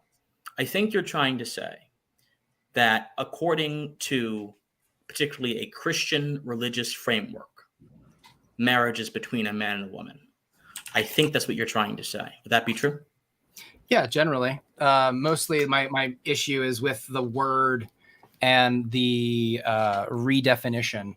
Because I like to have borders around concepts and ideas such that we can facilitate accurate communication. And as soon as we start allowing the cultural tolerance to shift definitions for inclusion purposes, that trend, that idea in and of itself becomes infectious. And as we've seen, it's continued with other things like man, woman, and the whole gamut. It's how eventually we get to war is peace. So would you call that the slippery slope argument? You could call it a slippery slope. It's not so much a slippery slope. It's just once you accept this idea that you can redefine a term to suit an ideology, and then that becomes acceptable. So it's not so much the slippery slope of gay marriage leads to these other downstream things. It's the slippery slope is tolerating the semantic shift from something that means one thing into something that means something else. And that's my main complaint. And I was definitely being provocative. I was a little tipsy. You said Seethe and Cope, Brad. Yeah, so I would agree with you that an attempt to politically engineer definitions in whatever direction. I don't care if it's in the direction of conservatism, because conservatives have a very long history of social engineering, or leftism. I don't care. It's not good. We should always stick to foundational meanings that we can ascertain through etymology and actually studying the history of the word, which is why I got a problem with your take, because we understand that marriage is actually a very complex concept that has meant different things in different eras, even recently. That was my Right. basically. Yeah. Right. So in ancient Israel, right, we had polygamous relationships. Even in the Bible, King Solomon had over 600 wives. There were plenty of people in the Bible, including the anointed of God, who had a lot of concubines. Now, of course, they were condemned, but we have to understand that what was traditional in that era was polygamy. That was traditional. After the Reformation, Martin Luther said that religion is actually not, that marriage is actually not a religious ideal. It's an ideal for society and the state. Now, the Catholic Church obviously rejected that. But Martin Luther and the Protestants after that, after the Reformation, were kind of like, no, this is not something we want the church to handle. And for a very long time, this is kind of how the norm of marriage being officiated by justice of the peace developed from that. Then, of course, in early America, we did have this idea of monogamy as a conduit of virtue. In the book Public Vows, there's actually a big conversation about how the founders understood, in the absence of a government attempting to encourage virtue by force, which is impossible by definition, you have to have a social structure that does that. And they believe that monogamous marriage was a way to do that. Problem is, a monogamous marriage is relatively a product of the Enlightenment. It wasn't really a popular thing until Enlightenment Europe. So even in the very recent history of marriage, that's also a very new event. Even in early America, there were people like the Oneida community, Oneida, who basically, it was communist marriage. Every woman in the community was married to every man, and they all had kids with each other. And then you had the Mormons, who were polygamous in early America as well. So I just, when we talk about traditional marriages, I really, in light of the history of marriage, I really get very confused, because it's a buzzword that exists in our culture. But if you actually put it against the backdrop of historical record, I'm not sure it makes much sense. If we were going to say that a particular form of marriage is superior, particularly monogamous marriage, particularly marriage with a religious bent, fine. That's an argument you can make. I'm not sure I would agree that marriage with a religious bent is necessarily superior, but monogamy is certainly superior from just a pure physiological standpoint. Human beings are finite creatures. We can't divide our energy too much, or else we'll lose it and we'll have nothing to maintain ourselves. Therefore, monogamy, being a relationship that actually emphasizes limits, is conducive to human nature. Therefore, it is good. That's an argument I would make for monogamy. But that's separate from the religious aspect. It's only incidentally related with that. So that's my argument. I think I'm basically on the same page as Christian, and my response was basically what I was saying as well. Like, the definition of what was considered traditional marriage has shifted multiple times in our culture throughout history, and in Western society specifically, even if it was just between a man and a woman. So by that argument, why can't the concept shift again? So, yeah, no, and I mean, I agreed that the definition does change over time. Earlier, I kind of made the point that there's a difference between a bottom-up change, where the language changes naturally over time for the good, which is, like when interracial marriage became a thing. That was a bottom-up change that changed with the culture. But when it came to gay marriage, to me, that seemed more like a top-down forced thing. Where we had civil unions on the table for many years before the Obergefell decision. And the institutional gays, the corporate gays, these are the gay leadership caste, rejected it for over a decade because they wanted marriage equality and they wouldn't accept anything less. And while I agree that we deserve equal rights under the law, my main complaint was that they forced that semantic shift on the population as opposed to it being a naturally evolved thing. If we were talking about natural evolution, we would have had civil unions long before the Obergefell decision. And had we had nationalized civil unions, the Obergefell decision likely wouldn't have been an issue because we would have had equal rights. I'm not sure I still agree with that. I do agree that a definition of marriage was imposed on the population. I don't think that it was from the left, though. I think that it was from the right, actually. Look at the Defense of Marriage Act. Until the Defense of Marriage Act, there was actually no federal standard for marriage. And then this is why no-fault divorce. Who decided no-fault divorce? Not the federal government, the state governments, because that was a state issue. And the founders understood that marriage is supposed to be a state issue. So even as early as 1970s, there were still states that recognized common law marriages and gave you the benefits. You didn't have to go to a justice of the peace or a priest. You had a common law marriage. You were together for a very long time. You get benefits. Okay, but then DOMA, Defense of Marriage Act, came in the 1990s, and that said marriage is between a man and a woman. And that is what triggered a series of court cases, which eventually led up to Obergefell. So, in my opinion, it was imposed on society by traditionalists, and they were wrong. They used an improper mechanism to administer their message. If, in my opinion, if they were going to do it right, they should have kept fighting the culture war, because the culture war has been going on since the 70s, even before them. But since the 70s, Jerry Falwell Jr., the religious right, the moral majority, who wouldn't like many of us, by the way. They would actually disdain many of us for many reasons. But still, they were the original progenitors of the culture war, and they really cared about this issue. They really cared about this issue. If you were gay in the 80s during the AIDS epidemic, you were seen as demon-possessed. You guys are older than me. You probably know. You were seen as demon-possessed, as evil, as deviant. So I always had that in the back of my mind, because I call myself a conservative because I am a conservative. I believe in beauty. I believe in order. I do believe in tradition. I believe in monogamous marriage. I don't believe in open relationships. I believe that sex is a special thing, not to be discarded and used for temporal pleasure, but to be used as a covenant to build a bigger bond beyond that one moment. So by all intents and purposes, I'm a conservative.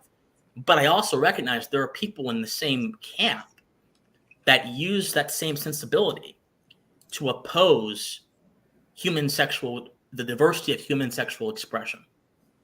And I'm very careful about that. And that's what happened with DOMA. That's what happened with DOMA, in my opinion. That's a really, really interesting take on it, actually. I think you're the first person I've heard approach it in that way. Yeah, no, that's a good point. I hadn't really thought about the Defense of Marriage Act. And it's a good argument. You know, I don't really have, I mean, you're right. But I don't, yeah, sorry, go on. Please go. Go ahead.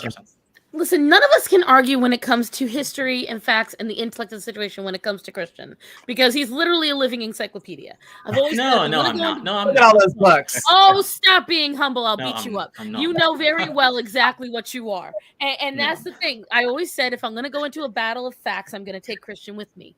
That being said, it doesn't mean it's the truth. But it doesn't mean that we cannot change the language again, because the problem is, I don't disagree with anything you said. I was listening. I know I was an amalgamation of animals over here, but here's what I will tell you. Yes, that's literally my life. But here's what I will tell you.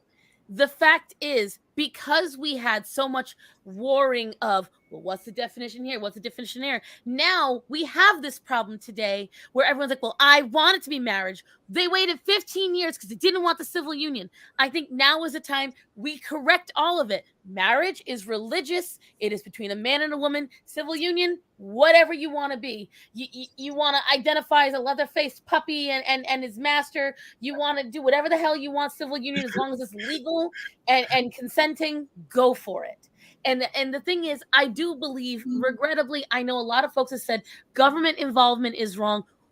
Whether we like it or not, we live in a society. There has to be a governing body. I know I am friends with many ANCAPs. I tell them they're wrong all the time. Because the thing is, a lot of ANCAPs and a lot of people who don't want the governing bodies to govern them on some level will then also be like, that can't be allowed. I want my rights protected. You cannot ask for your rights to be protected and also say government can't be involved. You have to pick. You have to pick, what do you want? Do you want some protection for your rights, or do you want free reign to do whatever the fuck you want and good luck protecting it? That's the thing. There has to be some checks and balances. There has to be somebody that says, can't go there, can't do that. Hey, you can't wrong this person that way. So that's why when it comes to the religious aspect, a lot of folks say, keep your religion out of my uterus or whatever, what fucking have you. Baby, just go ahead. I don't care. They're going to eat. They all know I have animals. I'm the crazy cat lady. It's my husband's trying to feed them all for me. But the point is, there has to come a point with society, with the structure that, that we are going to have someone that says you can do yes, you can't do that. So that's why a lot of folks say, again, keep your religion out of my this, keep your religion out of my that. Fine. If you want my religion out of your life, then stop using my religious words and religious structures to base your life. You have to pick. And that's how I see it. If you want that, because the thing is like, so when Gothics and I talk about abortion, if any of you have debated me, talk to me about abortion, name one time I've mentioned God.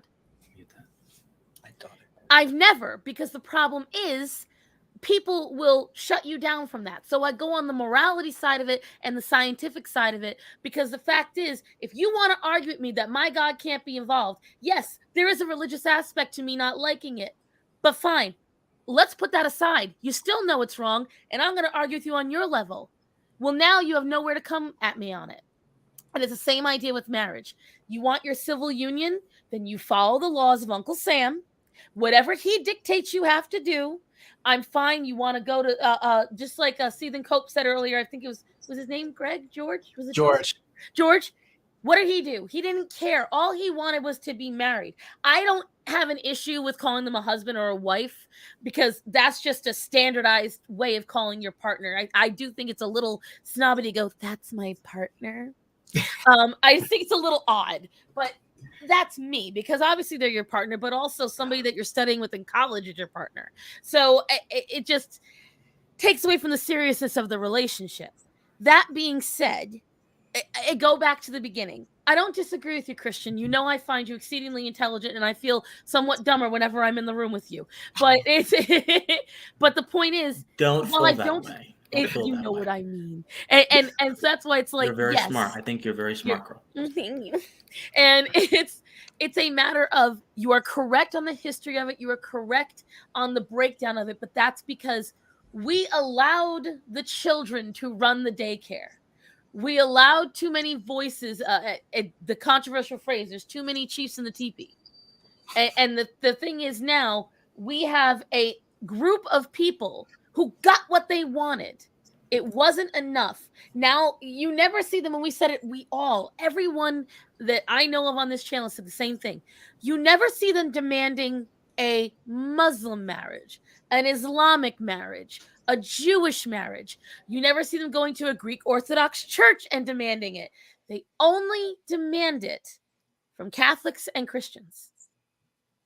And that's because that's the only one that they are societally allowed to attack.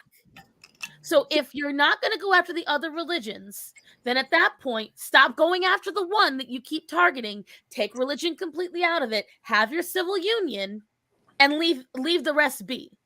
But the thing is, at the end of the day, the doctrines of the religions, 9 times out of 10, will state what you're trying to do directly goes against religion. It's just like someone covered the other day a video about a Christian porn star. And she said she was a Christian porn star because God told her to make an OnlyFans. That's Funny, I'm not gonna lie.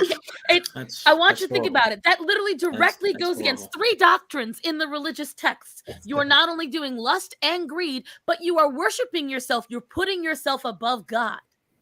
But she still sits there and pretends like it's a completely logical thing. Oh, I'm following the word of the Lord because I'm helping other people. What, with an orgasm? No. But that's the thing. People are going to twist the religion to suit their needs if we allow it to keep having that breakdown. So I think there needs to be, in this sense, a hard line of, you are either religious and you're going to follow the religion, or you are not, and you have to go with whatever the government says. And that's the split. So it's either marriage or civil union. I think it's a nice, clean, easy way. You still get all the same rights. You just don't have to say the All Father when you do it. Fair. It's a fair take. Can I jump in with a couple of questions that I've been kind of had on the brain? And one of them's for the group in general, and then one's for Christian in particular. Let me ask you all this. When the Supreme Court handed down its decision in Obergefell back in 2015, and maybe I'm about to ask a really heretical question here, but did it do more to hurt gay rights in this country than it did to help? That's my question to the group.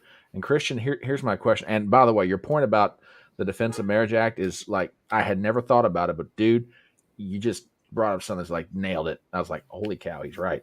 But let me ask you a question on the other side of that. Is the Obergefell decision in 2015 the correction of what shouldn't have happened, or was it the second wrong trying to make something right? The second wrong. No, I don't support a Obergefell whatsoever. I think that look, I remember that it was 2015. I think it was summer 2015. I was 15 years old. I remember the day it happened. I was so happy because I've always wanted in my heart to get married. And to this day, at 23, I want to get married. That's in my heart. I want to have kids, a little cat and a dog, a house. I'm very old. That's what I want. I'm not sure it'll ever happen, me being gay and the gay people being crazy, but that's what I want. That's what I want. Having said that, it was done through the wrong means. The Constitution doesn't talk about marriage. Marriage is under the 10th Amendment a reserve power. That means the states have control over marriage. So if a state wants to regulate marriage, as much as it pains me, in a way that does not affirm my sexuality, they have a right to that in the Constitution. That is their constitutional right, which is why some states banned gay marriage, and that was part of the whole Obergefell case. So I think that Obergefell was unconstitutional, just plain and simple. It shouldn't have happened. Should never happen. Even if the intended result made me happy, if you have a bad premise, your result will ultimately be tainted by that as well. So no, I don't think that Obergefell was any good.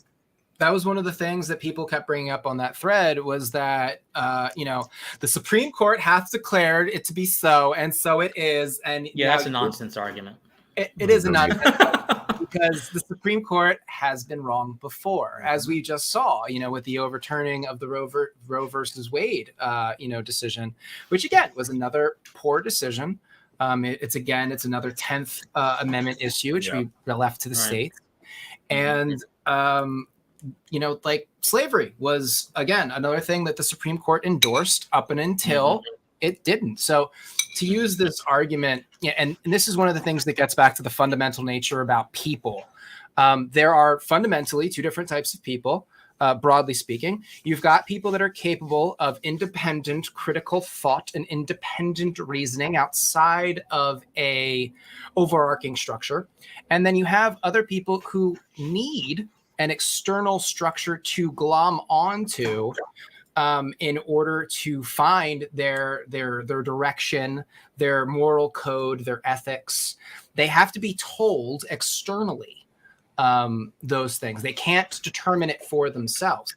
And it's very hard for one type of person to really understand the other and vice versa, because our internal cognitive experiences are so vastly different. We're separated by an ocean of difference.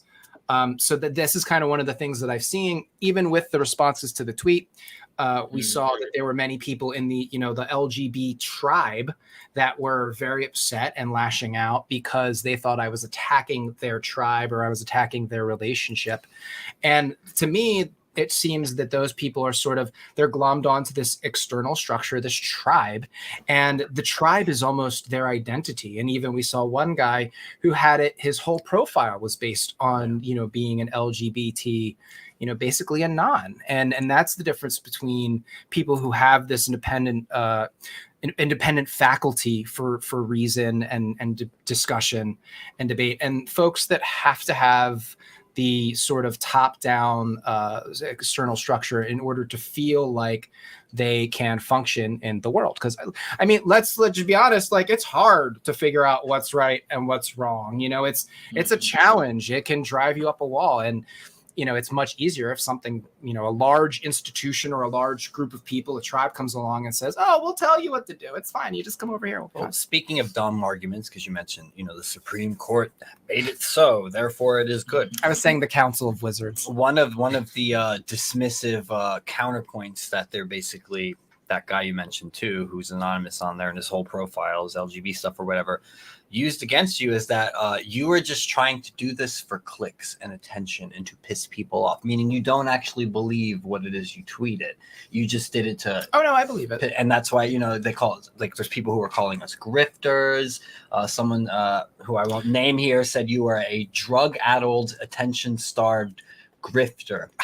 Apparently, you're a drug addict for having these. I mean, I do spreads. smoke a lot of weed. Yes, but I wouldn't define that as drug addled. And if this person is going to make that as the reason to dismiss you, he better dismiss more than half his Twitter following, because most of those motherfuckers smoke weed. I'm just saying. The point is, just that's not an argument. Like, oh, you're just trying to get attention and clicks. You don't actually believe what you say.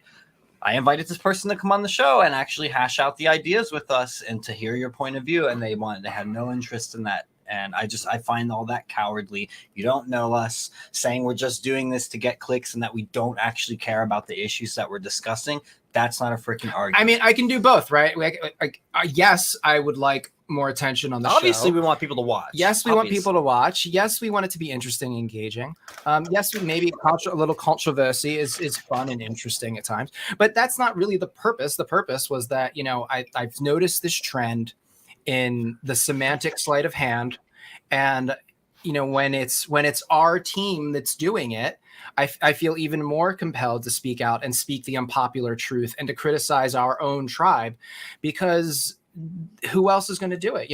Who else is going to critique the gays but a gay man? Like when it comes from inside the community, I feel like, or the community, when it comes from another gay, that I feel like it has a little bit more potency, whereas you can't just dismiss them for being, a straight breeder who doesn't understand. It also pisses them off more. And again, right, it shows where some of notion. These like gender critical or right wing or homocon gays can be just as dismissive and tribalistic as woke ones.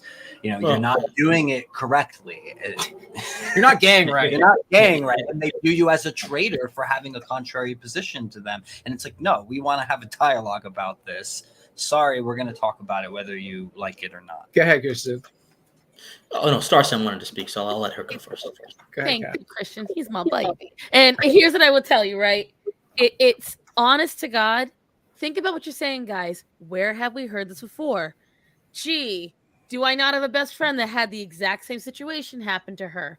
Look at what they talk about. This is, and I said it earlier today. Copy paste the situation and ideology. It's the same tactic that they keep using. Fat woman must hate herself for being fat. That's why she's calling out fat people for saying it's healthy to be fat. I must be a pick-me because I want the thins to love me. I want the thins to tell me that, yes, you can lose weight. Like, that's what they tell me. You're pandering to the thins. You're pandering to patriarchy. They do the exact same thing with everyone else. Gothics couldn't possibly have a different opinion than the rest of the black people unless she's fucking a white man. You can't possibly have opinion that's different from other gays unless you secretly hate being gay. There is never a moment where you can have a different opinion now and actually formulate it. It's an argument they've been using against women for years now. They call it the pick-me, and I've actually finally figured out what the definition of a pick-me is. And I still don't quite grasp it, but it's when it's a woman who goes against everything just to garner negative or positive, whatever attention from males. And I get it all the time now, and I'm like, I got picked 17 years ago, and I offered him an out many, many times. Well, on that term, though, really quick, when they're using it, they're tending to mean that you want to be picked by the right-wing Christians, and you want them to like you and accept you. And Brent was accused of that, too, for his position. They were calling him a pick-me and dismissing it. It's also another one of their little semantic weapons. Yeah. Right. Yeah. And the thing is, I will never be accepted by my own right-wing peers. I have been on live streams where half of you on this stream have seen the moment my hair is normally the rainbows it's been, people will click off. The fact that I'm fat, people won't listen. The fact that I have cats, people won't listen. The fact that I'm bisexual, people won't listen. You're never going to appease everyone. Yep. But the problem is now it's not even a matter of appeasing everyone. It's as long as you only appease the one side, that's all that matters. And they don't care about anything else. They don't care if morally you're correct. Again, one of the people was defending Vosh of all people, as if he was some terrible human being.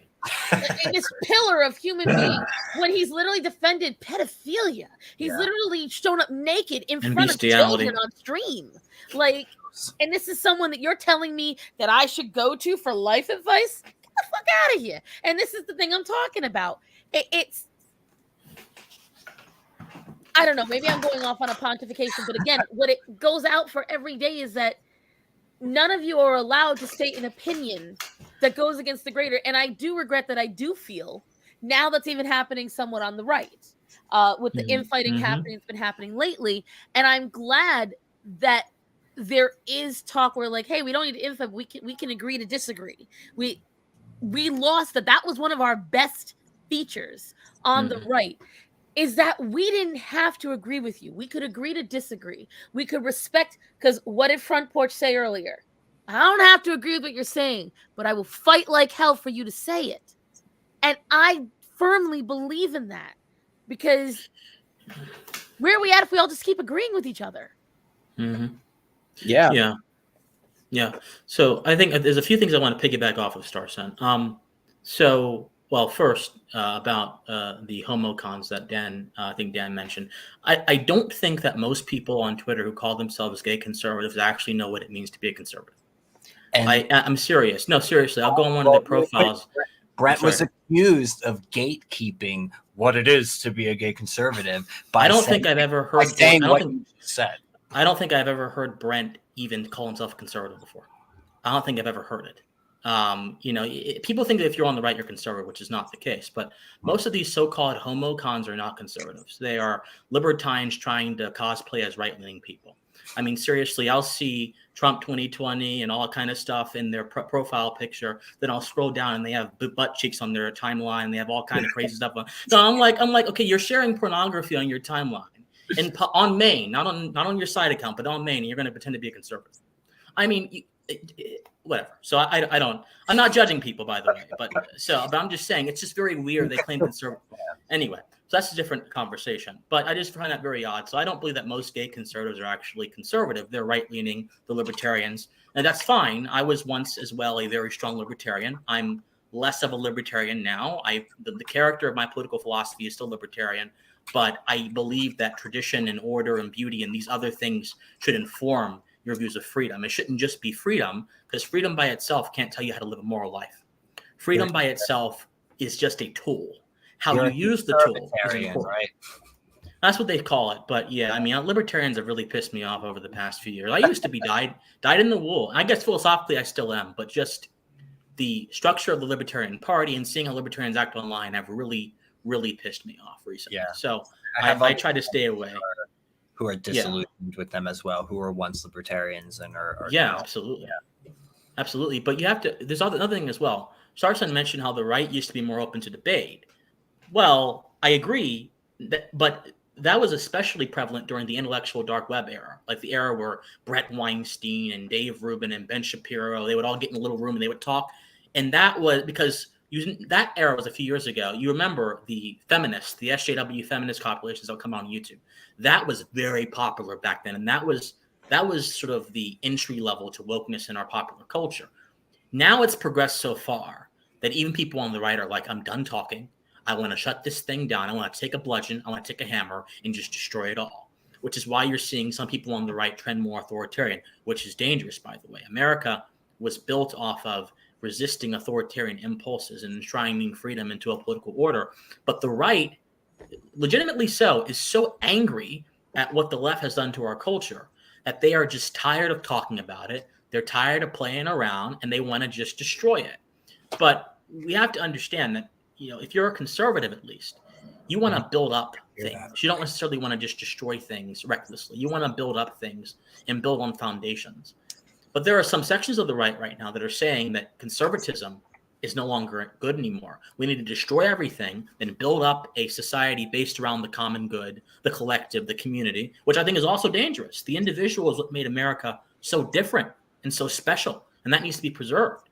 But the right is having growing pains right now. So I think over the next few years, and by the way, James Lindsay is seeing this because James Lindsay is getting attacked by a bunch of people right now who are claiming that he is just some random liberal who is, only good on one issue, but everything else he's not down with for the cause. And who is he getting attacked by? He's getting attacked by these sort of post-liberals that are coming out of the woodwork, that have all these publications, that have all these ornate ideas about how they want society to be run, who want to empower government to tell you what to do, who want to enforce the common good, which what does that mean in the first place? This is how the society they want to build through force. So the right has to really ask itself, what kind of civilization do you want to have? Oh, I animated myself. Sorry. Do you want to have a civilization that is based on free discussion, the individual, cooperative enterprises, family? Or do you want to have a civilization that is based on the group and the collective and whatever serves their best interest? I think that's what we're seeing underlying this sort of the right is very upset about having debate now because they and the views of so many people, debate has gotten them nowhere. It's not helped beat the left, which I disagree, by the way. Walk away is actually evidence that it has helped beat the left. Yeah. Walk away is 100%. You've got hundreds of thousands of people, probably even more than that, who said, I have, through discussion and watching a podcast or reading an article from somebody, I realized that my former ways, being a leftist, were mistaken. Yeah. And I don't want to do this anymore. I just want to become whatever is opposite of this, maybe just politically homeless. That is people in droves. Shout out to Brandon Struck. He's a friend of ours. Yeah, Brandon Struck, absolutely. He's done a lot of good work. And that guy's been through hell. Takes arrows like no. Absolutely, they have. Yeah. They've tried to destroy him on multiple occasions, right? Because he's a threat. So, that is why I think debate still works. Walk away is living evidence that debate still works, conversation still works. So I would just urge everybody who has right-leaning sensibilities not to abandon debate, not to abandon conversation. Yes. Obviously, some people cannot be reasoned with. I understand that. But there are going to be people in their proximity who can be reasoned with, or at least you can plant a seed in their mind that will grow in the future. That's my approach to it. That's why I emphasize philosophy and debate so much. I'm done with my rant. I totally agree with that. And this is why we do this. This is why we have these gatherings. We want to have these discussions. We want to hash these issues out. We don't expect to agree on everything. But the point is to try to understand where the other person is coming from, which is why I really respect you coming and trying to understand where Brent was coming from, despite how inflammatory his tweet because was. we can have a respectfful discussion where we disagree, still be friends, not hate each other afterward. It's totally possible. Twitter definitely kind of reduces things down, and it does bring out the worst in people. I know I posted dumb shit on Twitter, sometimes on purpose, sometimes not. But Russell, let's bring Russell in. I want to hear from him. Russell, welcome. Speaking of Canadians, conservatives, let's bring some Canadian. Russell's brand is the Canadian conservative. Maybe he can tell us Russell's brand. A little What's bit. going on, guys? What's up, buddy? Welcome. I'm just working on some work stuff, so I'm just on my phone tonight. That's all good. It's all good. That's fine. You want to jump in here? You want to tell us how long have you and your husband been married? I think like 4 or 5 years now. I can't remember. Oh, the time just flies by. I'm not really good on dates and stuff, so I just remember that we went to Vegas and we thought it'd be a good idea to get married at the famous chapel in Vegas. So we got really, really intoxicated on Fremont and made a trip over there, and they still had a spot for the night. So we booked Elvis, and Elvis married us, and our wedding song is Viva Las Vegas. And we celebrated that night by getting incredibly intoxicated and spending a lot of money at the casino and that. So but I mean, civil union between the two of us and Elvis, and that in the eyes of Vegas, and you know, just at the end of the day, that's what worked best for us. And you know, my godparents are very devout Catholics, and I'm pretty sure they were very grateful that we didn't try to force any church or anything like that to go against their beliefs to marry us and that sort of thing. So. And that we have our civil union, it works for tax purposes and all that, and we make it work. So you got gay married in Las Vegas by Elvis, then you went back home to Canada and got your civil union. So you guys are, technically like married, but like, I don't know if in my mind, like I love you and I'm so happy that you have your husband, but I don't think that's a marriage, and I wouldn't think it's a marriage if two straight people did it either, because in that point, it just, to me, it's just so, it's like a caricature. This is another thing I was saying on the thread, was that gay marriage is sort of a caricature of marriage, in that the ideal marriage is a procreative union between a man and a woman, and when gays do it, we're sort of imitating that, right? We're sort of like copying the straights in a way. And it's a caricature. It's an imitation. I do have a point on that though. Is that something that we should want to do, though? Should we want to try to emulate what the straights are doing? And is there benefit to that? Because I know that that's how Matt feels about it. And that was basically the point that Mikey was also saying when he responded to your tweet as well, that we should want to encourage that monogamy, forming a family unit, those sorts of things. And it's not a bad thing that we're trying to emulate how the straights do it. Granted, they don't all do it correctly either, right? We know there's a lot of divorce rates now. There's a lot of cheating and that sort of thing. But we should want to try to look up to the ideal and emulate that as gay couples. And I think that's possible. But what I'm seeing manifest in the field is not that. It's a lot of having your cake and eating it too. That's true. It's a lot of open marriage, which I don't think is a marriage. And if you're going to get married, in my opinion, you should be looking to start a family. And while gays can't make baby on their own, there are so many children out there that are in need of foster and adoptive parents. And since they are already in a non-ideal situation, as an orphan in the system, we should, I think that's really better to where have something, even if it's not the ideal. That's where gay parents come in. And what really disturbs me are all these rich homosexuals that could provide a stable, healthy environment for kids that need it, for orphans. And they go out and they buy a baby. They get a surrogate, they get a custom job. They pick, the egg out from a book. And then they, have the surrogate carry it. And then as soon as, it's done, it's like, bye, mom. Like, 'cause she's not actually even genetically the mom. And I just find that so bizarre. It's so unnatural to me. There are definitely a lot of ethical questions that are raised about that. I know Star Sign feels a certain way about this, but I want to make one more point too, that, we do serve a role in the family unit as well as uncles and aunts. And even if we can't have our own kids, often we will have siblings, not all of us, who have kids. It takes a village. Yes. And we can be a sort of secondary parent to those children as well, even if we never adopt or, you don't go the surrogate route and all the ethical questions of that. Starsan, I know you have feelings about this yourself because you're infertile, and we've discussed this before on the show and your feelings about surrogacy. So go off, Queen. Because the thing is, one, I have a counter argument to that, Brentley. It's not just picking a designer baby out of a book. A lot of times, a lot of folks don't realize what goes into surrogacy and to IVF.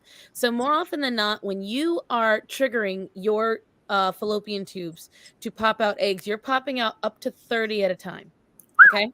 So you're taking those 30 eggs, and then you are getting your husband's sperm or partner's sperm, and then they have to do a medical scrub on them, and then they have to go through testing. Then they have to see if there's any morphologies. Then they got to take the non-morphology sperm. They got to put them in with the clean and tested eggs. Then they see if they become zygotes. Let's say you get 15 healthy zygotes. Okay, you have to then decide if you are going to kill those zygotes, or are you going to freeze them? Or are you going to pump as many as you can? The legal limit is 8 into your uterus and hope for the best, which is the idea that a lot of women have to face. So a lot of infertile women, when they go through IVF, are spending anywhere between $16,000 to $45,000 per round. Okay. And that's without the guarantee of getting a single zygote every round. And then if it fails, exactly, that money back. You have to pay all you over. don't get a single fucking dime back, which is why whenever I hear about the trans debate or the abortion debate, I tell them I don't give a fuck. Where are you worrying about what we have to spend? You're getting on the taxpayer's dime, your dick inverted or getting your tits put on, but I have to pay pocket out if I want to be a parent. So fuck you. But anyways, I love when the Italian in you comes out. I'm just saying, I freaking love it. I'm from Jersey, and my Italian side just smiles and tries when you get like that. When I get real pissed, it just gets worse and worse and worse. But the problem I have with it is when you adopt, because I'm going to get into it in a second about the surrogacy part of it. When you get a surrogate, number one, you take on all of their bills.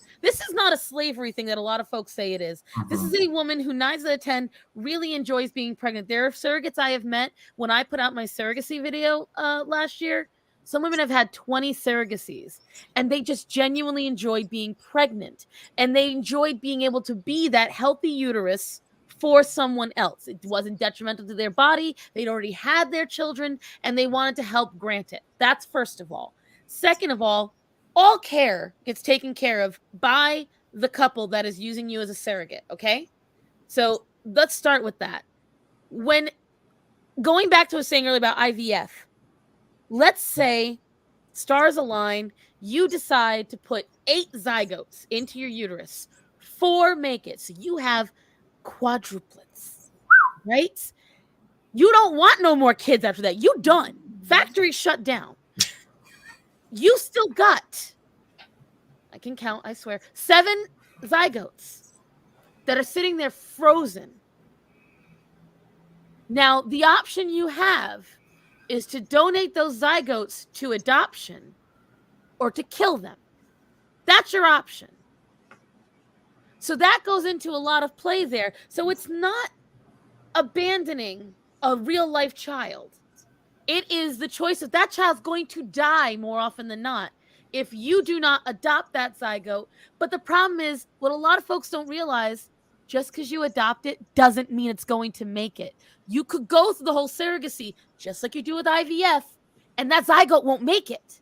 So you could do the whole thing. Now, piggybacking on what you said earlier, Brentley, you have to realize something. 9 times out of 10, surrogacy is done with a family friend or someone that is in the family on the opposite side. So, for instance, it could be a sister. So, like, let's say it was you two, right? So let's say it's Brentley and Dan. Let's say Brentley's sister wants to be the surrogate. Dan provides the sperm. It would technically imagine me and Caitlin having a baby. Yo, that baby would be horrible. It would be so hot. But but that's the thing. You got to realize 9 to 10 is happening. The mother is in the child's life. They are still the mother. And the thing is, a lot of times when it comes to straight couples doing it, it's usually the mothers and fathers' DNA. But sometimes the mother's or father's DNA is no good. So they have to go through someone else to find that. And these people donate it. So I do see it very differently. Now, I don't disagree that there are children that are out there. But as someone who desperately for years wanted to be a mother, there is a very desperate inclination to want your own blood. Because the thing is, for me, I'm the youngest. And I get always emotional when I talk about this. My father was the youngest of 9 children. 6 surviving, now 5. If my brother and I have no children, that's it. There will be no more of my bloodline ever. So we'll go adopt and we'll still love them. But the unique widow's peak that I inherited from my grandfather, my hazel eyes from my dad, they'll no longer exist. They will die with me. And you have to realize something. That's important to people. Of course. And the other part of it is, I don't like the idea of treating adoptive children as plan B. So you can't have your own kids, just go adopt. They're not sitting on a shelf waiting to be bought. Like, oh, pick me, I'm the newest model. Adopting a brand new baby is upwards of $60,000. So no matter what, the only way to get it for free is if you adopt through the state, which opens a whole other can of worms, because guess what? 9 to the 10, that's a reunification state. You have to go through foster care first, which means you have to get certified through the state to be a foster parent, and then you have to go through the emotional turmoil of raising a child and then giving it back to the same parents that abused it. Because you still might not be allowed to adopt that child. It's such the laws on adoption and on foster care haven't changed since the 80s. There has not been new laws written in decades because nobody cares. We love to use them as pawns. We love to say, oh, well, we shouldn't procreate because there's more kids in the system. But what are we doing? Name one time any of you have seen a protest alongside the abortion protests about fixing adoption, about fixing fertility rights. Yeah. All we know is how to kill a kid, but no one cares about adopting them. No one cares about supporting them, and no one cares about people that want to make their own and can't. Damn, go off, girl. That's a good point. I have opinions about it. Right. You're right. Totally right. I wanted to comment really quick on that inclination of wanting your own progeny and how that is important to people. And I get that. And Star Son and I, we've bonded over this before, as a gay man, and around when I hit 29, I start seeing all my friends have kids and their heterosexual arrangements and all this stuff. Like, you do feel that sort of emptiness. Your biological clock kicks in. Even as a man, men have that too, where we want to be fathers. And there's a sort of sadness and emptiness to it when you kind of start to come to terms with the fact that you might not ever have your own progeny. So, as an infertile woman, and then me as a gay man, we can kind of relate in that general feeling of what that's like. So I get why people want to have surrogacies, but I do also get Brent's point, and I know other friends who agree with that too, that like there are ethical questions raised about buying and selling human beings and that whole And I thing. still love you, Brent. Well, Definitely not a black and white issue. yeah, Okay. and I want to kind of add on to that because I desire to have children one day. I have nothing against kids who are in the foster care system or who are up for adoption. Many of them have come from very rough backgrounds, and God bless them. But many of them come from very rough backgrounds. Many of them are troubled, significantly troubled. And so you're not just adopting a kid. In many cases, especially if they're like above the age of 5, 6, or 10, you're adopting a set of problems as well. Yeah. Which can take, and it's very harsh to say that, but I've seen it I with actually my have own a story eyes. about it too. Yeah, it's true. So, but on the lineage thing, I discovered, I'll do a little personal thing. I discovered that actually my lineage goes back to South Dakota. There's a Native American tribe there I'm related to, and Ireland. So on my mom's side, on my father's side, it's all African American. We don't really know. But on my mom's side, it's South Dakota and Ireland. In fact, most people in my mother, my grandmother, my aunts, they're all light skinned. I'm the only one, believe, who's dark skinned because of my father, on my father's side. Yeah, so I just discovered, hey, I have Irish blood in me. That's a very cool thing. My lineage came from somewhere many years ago from Ireland. I didn't know that. And if you adopt someone, they're not going to have the satisfaction of have that same kind of discovery that I had. I want my kid to have a part of me and to be able to say, okay, here's where dad came from. Here's where grandfather came from. Here's where great grandfather came from. Here's where great great grandfather came from. Because that gives them, I think, a sense of understanding where they come from. And I'm not Irish at all culturally. I don't drink. I don't sing those sea shanties or whatever. I'm being stereotypical, obviously, but still, I'm not Irish culturally. But it's cool to know, hey, Christian, the reason why you have a receding hairline and the reason why all your cousins have a receding hairline is because that's the Irish gene. Okay, that's useful to know. And someone said in the comments, Matt's reactions. Matt's been like the absolute most amazing animated person on this. But I'm gonna tell two quick tales. Christian, you're 100% right, because I have a friend who was in the infertility support group that I'm in, and she was forced to adopt a boy that was very troubled. That boy is now in a mental health facility because he tried to kill her. Wow. And she wanted nothing more than to be a mother. And now she says she doesn't ever want it because of force of adoption, because the state lied to her. She said, I already suffer from depression. I have these issues. I cannot take a child on who has violent and they forced a child onto her who did. And as a result, it's a whole horrible thing. The state won't help her at all. And piggybacking off of the lineage thing, see, the thing is, everyone thinks, well, I must be heartless to adoptive people. My best friend that passed away, who also was gay and would have absolutely adored this entire debate and been a total troll about the whole thing, he was adopted. And that affected him greatly. My father-in-law is adopted. My grandmother, my dad's mother, was adopted. I'm surrounded by people who are adopted, and I also know exactly what it did to them. It does fuck with your identity, because my father-in-law is a wonderful man. It broke his heart when he had to remember that he was adopted when he went to the doctors. He was talking about a physical ailment, and he went to say, well, on my mother's side, and then he had to stop himself and realize no matter what happened to the family, it didn't apply to him. Right. None of it applied to him at all. And he actually went home and cried about it. And I don't blame him, because that would break my heart. But Matt, you have been like, because I saw you actually started to tear up with me, which, like, I really appreciate that. I do. I want to know your opinion because you and Front Porch, you guys have been listening, and I really want to know what you guys think about all this. We got to get Kyler in there too. He's been quiet for a while. That means the rest of us big mouth Italian bitches, they gotta shut our up. big mouth's got to shut up. No, I mean, my commentary is usually more so on the gay stuff. I don't have a lot of personal experience with like adoption and everything, so I was enjoying all of the opinions. But yeah, what I do know is that like well, I won't say I know because I haven't like read any science about it, but I've heard things about like even when somebody is adopted right out of the womb as a baby, it can still, and don't quote me on this, but I've heard people say like that can still mess with the baby because the baby can still sense that its mother doesn't want it.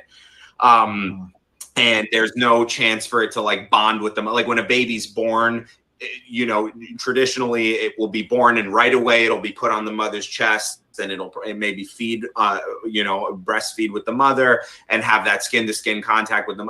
An adopted baby right out of the womb is not going to have any of that.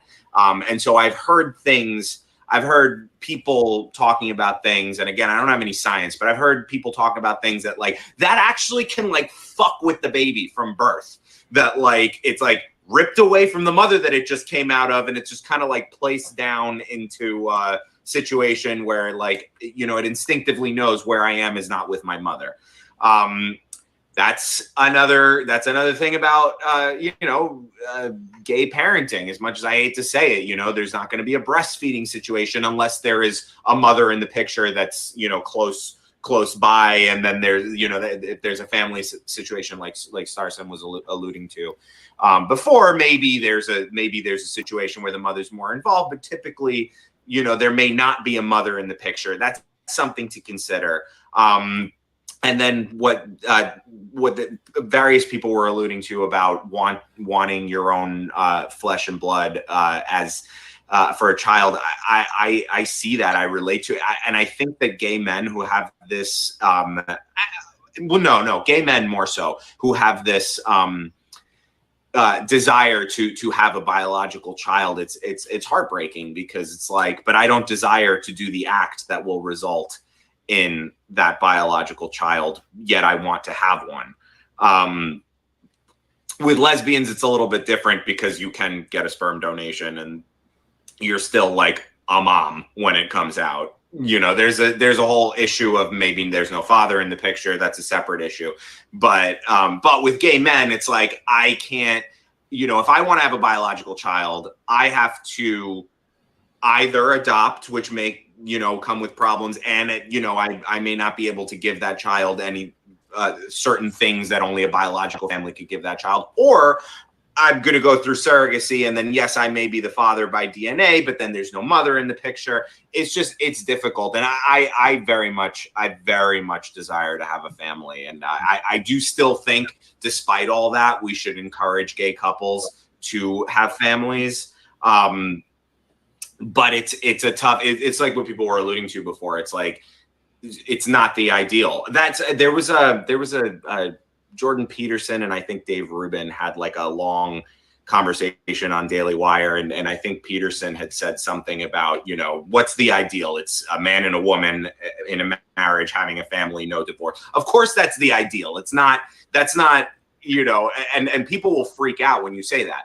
It's like, that's not a bad thing to say. Of course, that's the ideal. Anything, and you can have less than ideal straight couples, single parents, divorce, whatever. All of that is less than ideal. But that is the ideal. And so I think the struggle with gay couples is that there is just going to be a point past what you could be. You could have money, you could give your kid anything they want, you could be terrific parents, and there's still something that it's like, oh, there's no mom. Oh, there's this, or there is a mom, but it's like this weird, like two fathers and a mom, or like, there's something less than ideal, and it sucks. I don't know what else to say. It sucks. Yeah, I think the point though about encouraging gay men to have families, it is valid, and I think there is something to that, and I think it relates to another issue, and it's kids mature people.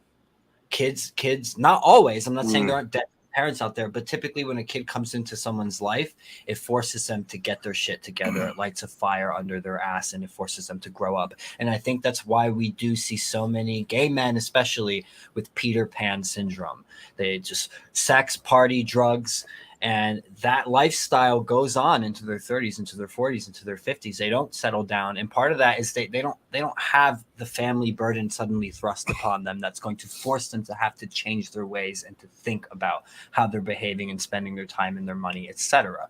I think those two things are related. I don't think it's a coincidence that we see so much promiscuity amongst gay men and so much risky behavior and just a lack of maturing in certain ways. And kids do that. And again, I'm not saying there aren't deadbeat fathers. I'm not saying there aren't terrible mothers and parents who don't rise to the occasion to be better people. But typically, a kid coming into the picture will encourage someone to do that, to become a better person, to become more responsible, all that stuff. And back to the conversation about monogamy and or versus open relationships. Yeah. I think it's really, really, really self-centered and disrespectful if you have kids and you're doing the open relationship thing. That is just vile. Like that is because that's going to fuck up your child. I don't care if you try to pretend like, oh, it's secret, my kid doesn't know about it. If you keep acting that way, your kid's going to grow up and they are eventually going to be old enough where they realize that's what you're doing. And so that, and don't tell me that's not going to mess up some teenager or you know, when people are forming their sense of like how to be a couple and like how to be in a relationship in the future. And they have this model of like, oh yeah, like I have parents, but like also they go and they sleep with other people. Like that's not an example you should be setting. So I don't think people should do open relationships, period. I think that's an inferior form of a relationship. I think that's cheating. But if you have kids, I think that's just reprehensible. If there's kids in the picture and you're stepping out, even if it's consensual. Christian, if I might, on the subject of culture and responsibility kind of shaping and maturing you, I agree that historically, at least in America, other countries, it's not so much, you choosing it. It's you getting forced, like in India, they arrange the marriages and stuff like that in some parts of the country. But in America, no, you're right. It's the expectation. You go to college, then during the time in college, you find a husband or a wife. In fact, I had female friends in college who told me, Christian, if I don't get married by the time I'm 25, my parents will kill me. I'm like, what? Yeah, but by the time I'm 25, if I don't find a man, they will pick one for me. So I've faced that before too. I've seen that. So I think that's kind of crazy, but that's actually quite common in some regions of the country. It's very common. But I think this new generation of man that's being created by the red pill culture is not going to be the kind of fatherly men that you actually need to run healthy heterosexual relationships. People like Andrew Tate and all those kind of folks who focus on domination, who focus on materialism as opposed to the substance of love, they're not creating healthy men either. So I think that we're seeing men, heterosexual men and gay men, but especially heterosexual men, become shaped by the currents of our era, become shaped by the tender, become shaped by the transactional nature of sex, so much so that amongst Gen Z, just from my own personal experience, I hear more about body counts and, who recorded what with who last night than I do about someone trying to find a wife. So I think that's going to be a problem that we have to face. Now, there are men with gay or bisexual inclinations, well, gay primarily, that do try to find wives and they try to fit the ideal. And what happens? Well, they end up being on the down low. They end up having a wife, but then at nighttime going ahead to go cheat with some young boy who's in college and then going back to the wife like everything's normal and giving her HIV/AIDS. It's one of the reasons why Black women get a lot of HIV/AIDS cases, because their husbands, in an attempt to conform to the ideal, are being on the down low, getting infected, and then going on and spreading it to their wives. I mean, so we have to understand that the ideal does not exist in the abstract. The ideal has a material basis to it. So we have to really ask ourselves, is it ideal for a man who has gay inclinations, who wants to act those inclinations out, to just go into a heterosexual marriage and marry into? No, it's not ideal at all, because that will cause a lot of problems. No. I'll tell you a story. I was in a gay bar once. I've been to a gay bar twice in my life. twice in my life. I don't intend to go back. They are horrible places. I was in a gay bar once, and this older man, I think he was 46, was trying to talk me up, and I was weirded out by the entire experience. But he was saying, "Well, you know, how you doing, bro? You want to go back to my hotel?" Like I'm like, "Sir, I don't. How old are you?" He's like, "I'm 46." I'm like, "You can be my father, sir. What's going on?" And I'm like, "So are you married?" He's like, "Oh yeah, I got a wife and I got 4 kids." I'm like, "Oh really?" And he told me, I said, "Does your wife know?" He said, "I've been married for 20 years." I'm like, "Does your wife know that you're out here in gay clubs, chasing boys?" And he said to me, and I kid you not. He said, "She knows that at this point in our marriage, she knows what's going on, and I know what's going on. And when my youngest, who is 16, turns 18, we're going to have a family reunion, and I'm going to tell them exactly how I feel." That's a common story for a lot of gay men who want to fit the ideal. So I Imagine was how that fucks disgusted. somebody up. That ruins all stability they ever thought they had as I a agree. child. I was disgusted. I was repulsed. I was angered. I wanted to cuss him out. I don't really cuss that much, but I wanted to cuss him out. And the fact that he even talked crap about his daughters to me. He said, "Yeah, my 15-year-old daughter, she's stupid." I'm like, "What's wrong with you, sir? Are you okay?" He's like, "Yeah, I can't stand that." Dishonorable. It's quite Seriously. dishonorable. 4 kids. And married I for promise you 16 years. guys, getting cursed out by a Christian, I watched him do it. My first ever image of Christian was him decimating people, and I was modding the chat, and I was like, "Damn, this guy be angry. Well, I don't want to make him mad because Well- he's vicious, but he's intellectually vicious." Yeah, I just didn't appreciate it very much. Then I Yeah. have to realize how many gay men are not as open. How many secretly gay men are not as open with their rendezvous? How many of them actually don't say anything and just go ahead and do it anyway? Yeah. And that's actually normalized amongst gays in America. It's actually a almost like a championship, a conquest to sleep with a straight married man or a straight guy with a girlfriend. I mean, there are some serious problems that are going on in this community, in scare quotes, that we have to address if there's going to be any hope to have stability. I agree with you in some sense, Brentley. You said that gays can't even go to a brunch. I don't agree with that, obviously, but I give you a general point. That was a joke tweet. Okay, well, that's true though, because a lot of gay men don't want to commit. Yeah. And wanting to sleep with a heterosexual guy who has a wife or a girlfriend is evidence of that. And that being popularized is also evidence of that. Now, let me be fair. Amongst some categories of women, that's also very popular. You know, I've had female friends tell me they've slept with married men. "Oh, I don't know his wife. I don't know her. You know, he's got all this money, treats me well. I don't know her. I'm not her friend." I had that plenty of times. That exists too. So I'm not just trying to be prejudicial here, but the gay population is much smaller than the straight population. And you will find adulterous behavior amongst gays by proportion of population more than you will amongst heterosexuals. I bet you. So, no, yeah, I think that there's something incredibly wrong. I went on a big rant there, but yeah, fitting the ideal is not always good. Any of our other gays? No, Christian, I say, but I wanted to see just really quick if Kyler wanted to weigh in because he hasn't spoken in a while. Did you fall asleep, Kyler? Are you still with us? No, I'm actually pretty fascinated by all this talk. Awesome. Actually, coming from a background where, specifically around adoption, where both my father and my grandfather are adoptees. They were adopted into the family, and my family line. I have 4 siblings. None of us have kids. I intended to. In fact, I remember at the age of 10, specifically since I was raised LDS, I made the declaration that by the time I'm 30, I'd have 5 children. I'm now 35, and I'm starting to suspect my husband might be infertile because we have 0. But Kyler, we gotta have a conversation later. That was funny as hell. It was good. It's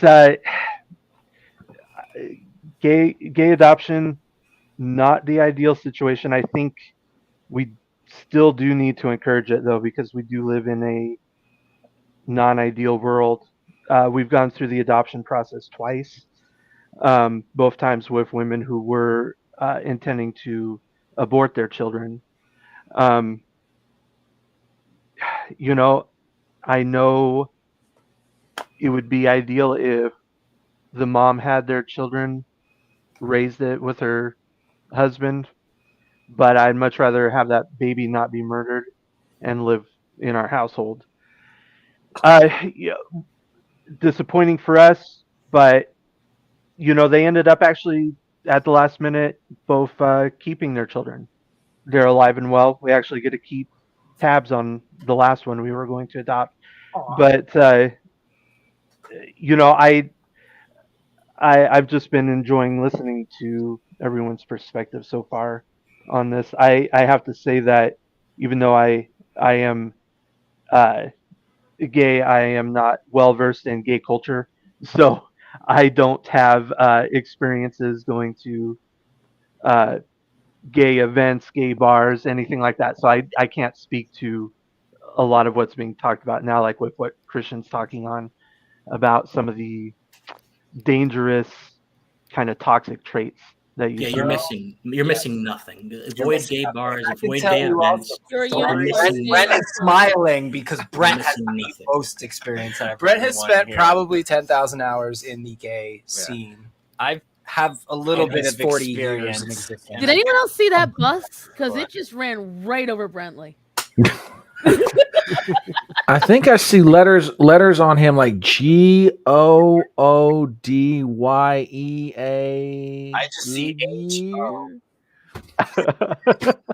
Well, Kyler, look at it this way. There are advantages to being mountain gay as apparently opposed to being New York gay. That's all I can figure out for you, man. There is. You are married and in a stable, situation, and I am the result of man boying for most of my life. Man boy.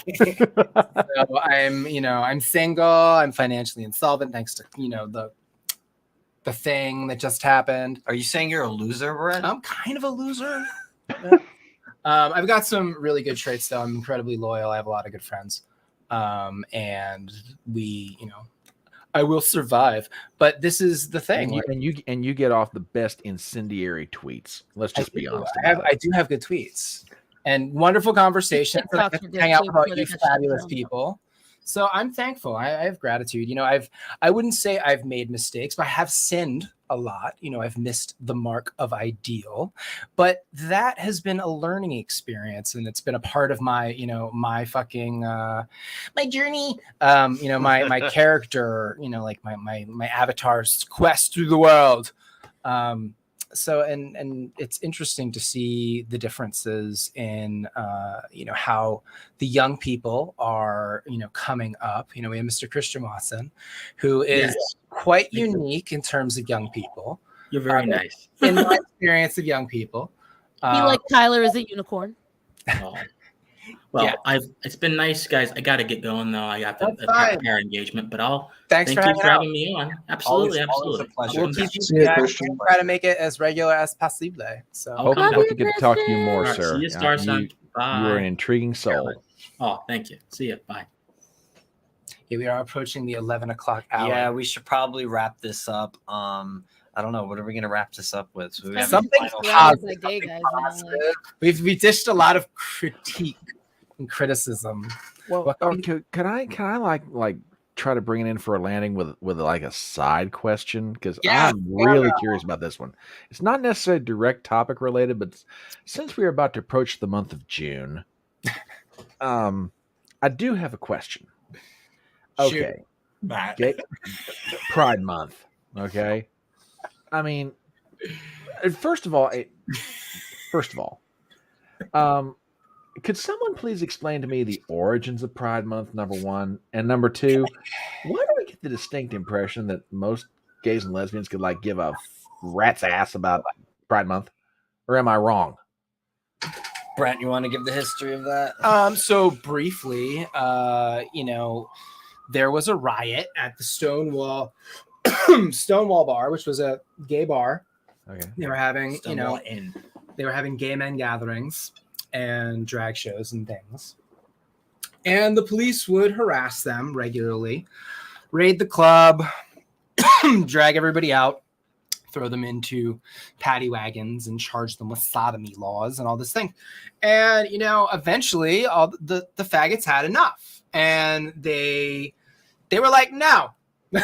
they were tired of being abused by the state, and they got into that 1776 spirit, and they said no, and they stood up together and they fought the cops. And you know what? It just so happened that there were more faggots in the bar than there were cops in the street, and so they weren't able to do their thing, and it started this whole conversation. It really changed the moment. It was a flashpoint. It was a black swan event that sort of forced the culture to acknowledge the existence of homosexuals. Before that, homosexuals were like a rumor. They were like a specter, like a ghost.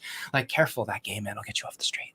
And there were no out people, as far as like 90%, 99% of the population knew. Like, people weren't out then. It was all underground. And this forced, for the first time, the culture to acknowledge, oh shit, those people exist and they have rights too. And fuck, like, we can't treat them like, you know, slaves, or you know, people that we can just abuse because they happen to be gay. So they rioted, and then over the next year, there was a lot of political reforms in New York City. They got rid of some of the anti-sodomy laws. They sort of decriminalized being gay.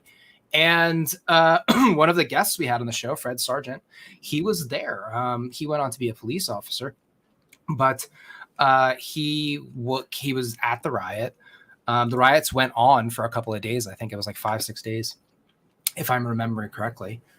And he helped form the first little crew that got together thereafter to push the politics and also commemorate. So they had the Christopher Street Liberation Day Parade, which was the first Pride, which happened a year after the Stonewall riots.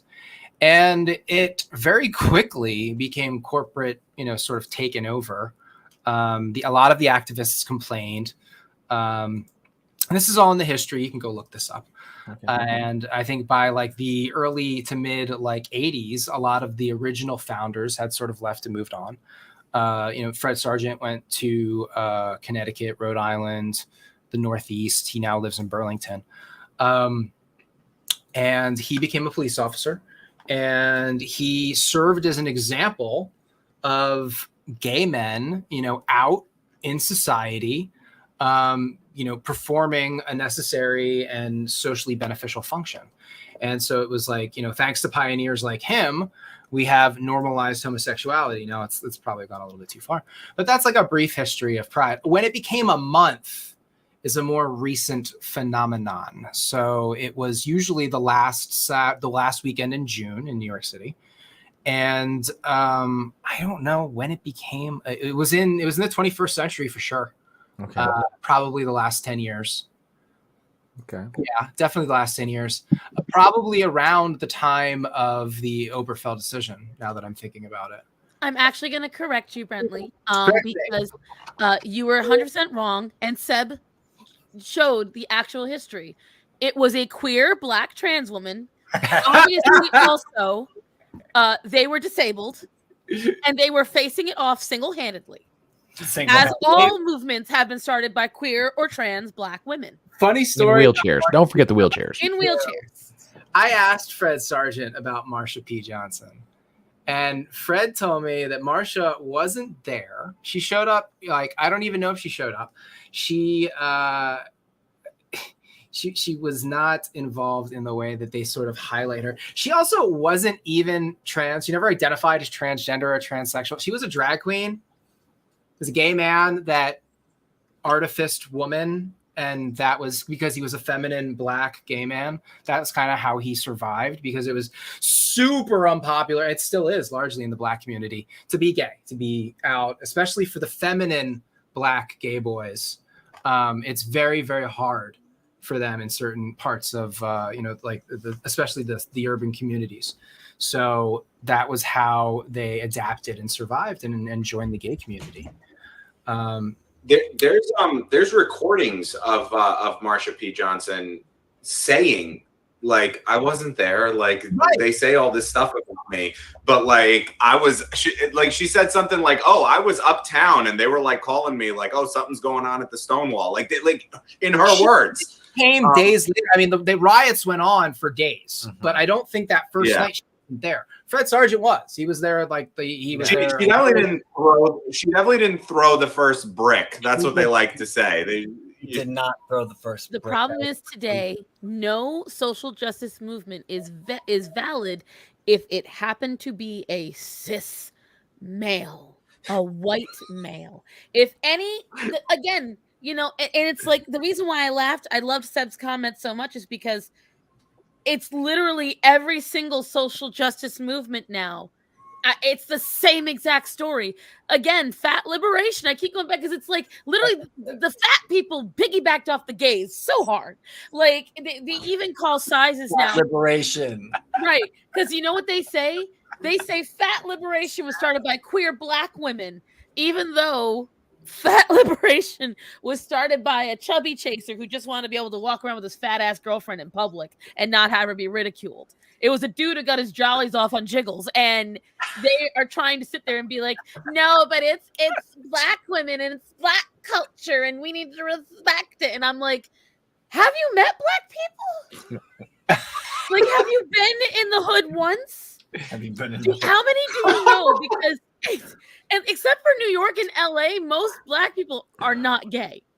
I can tell you that without a doubt. I do know some, but it boggles my mind because if you actually look at the history, the only way to get through the conservatives is showing that people fight bloody tooth and nail and they work hard for what they want and they stand firm. What's the biggest insult we call a lot of leftists? Soy boys. Not because they're feminine, because I know plenty of feminine men that can throw a right hook really good. What the difference is that these are men who just go, well, I'm really upset and I'm gonna tell you this way, and you're a Nazi, okay? And that's all they do. But if you face them, or if you ask to debate them, I'm not going to dignify that. I'm not going to give you a platform. I'm not going to give you a platform, even though What you does have that mean? twice the followers I Can we do. break that down? Because I don't think that. I think that's another leftist thought weapon. What is it? What does that mean? Oh, because obviously, when it comes down to the end of the day, this is a beautiful protection. Leftists love it. This is the perfect shield. I'm fighting my battle. What have I told you boys now for years? They never got the Hogwarts letter. The owl got interrupted. Yeah, I wanted that letter so bad. And something ate the owl. And now, because they never got it, they've got to put $5 billion. Someone said it earlier. Of course, their entire medical and orientation history is in emojis in their name because they have no identity outside of all of these social justice things. And it's wrong to be white and follow these. So it only is valid if a Black person started it. But if you honestly really want to get through to conservatives, show them the actual history of Stonewall. Show them what actually happened. Show them how people fought tooth and nail. I get why the first Pride parades happened, but I am now 36 in a month. In June, I am 36 years old. From the moment I heard about Pride parades, I remember being 15 years old and being like, why are they throwing dildos into a crowd?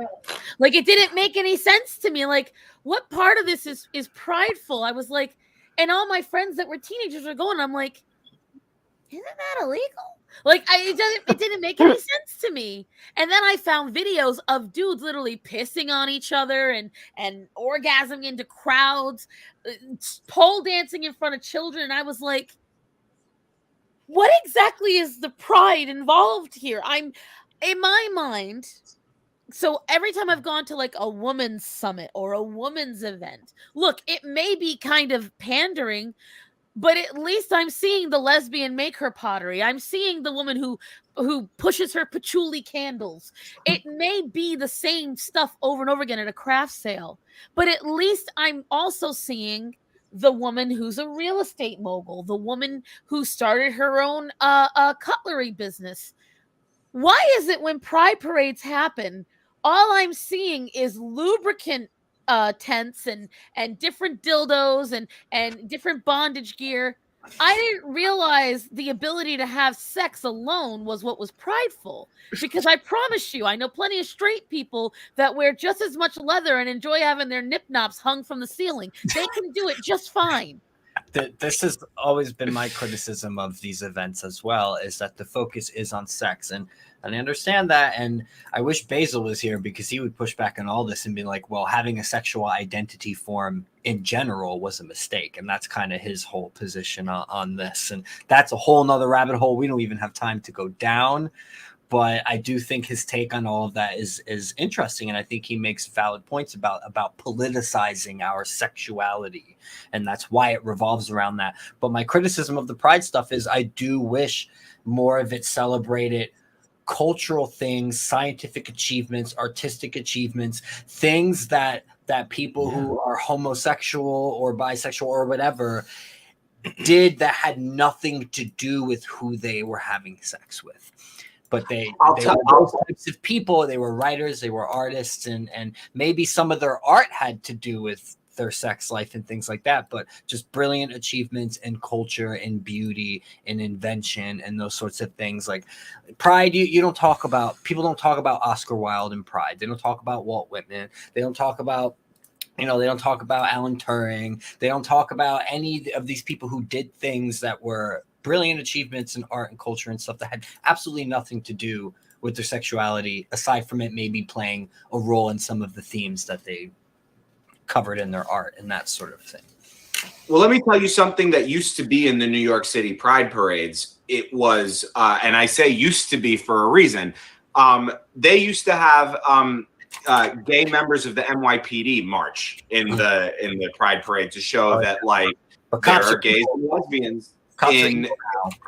Right. That's what I mean. I'm like, okay, so if you want to go that route, like a great group of people to march in the parade would be the gay cops, to be like, hey, like gays and lesbians can be cops too. Like that's a positive message. But no, a couple of years ago, woke decided that they hated cops. Mm-hmm. And so the organizers of the Pride March decided that the cops are not, that police organizations are not allowed to march in the New York City Pride parades at all. No police groups are allowed to march in the thing because they're oppressive dictators and they're literally Hitler. Talk about going backwards too. You know, Brent brought up Fred Sargent earlier, and he became a policeman. And one of the reasons he became a cop was he wanted to reform the departments and policing in general from within, because he saw how cops were treating people during Stonewall and during that time. So he figured, well, it would be good to have someone who's gay enter that,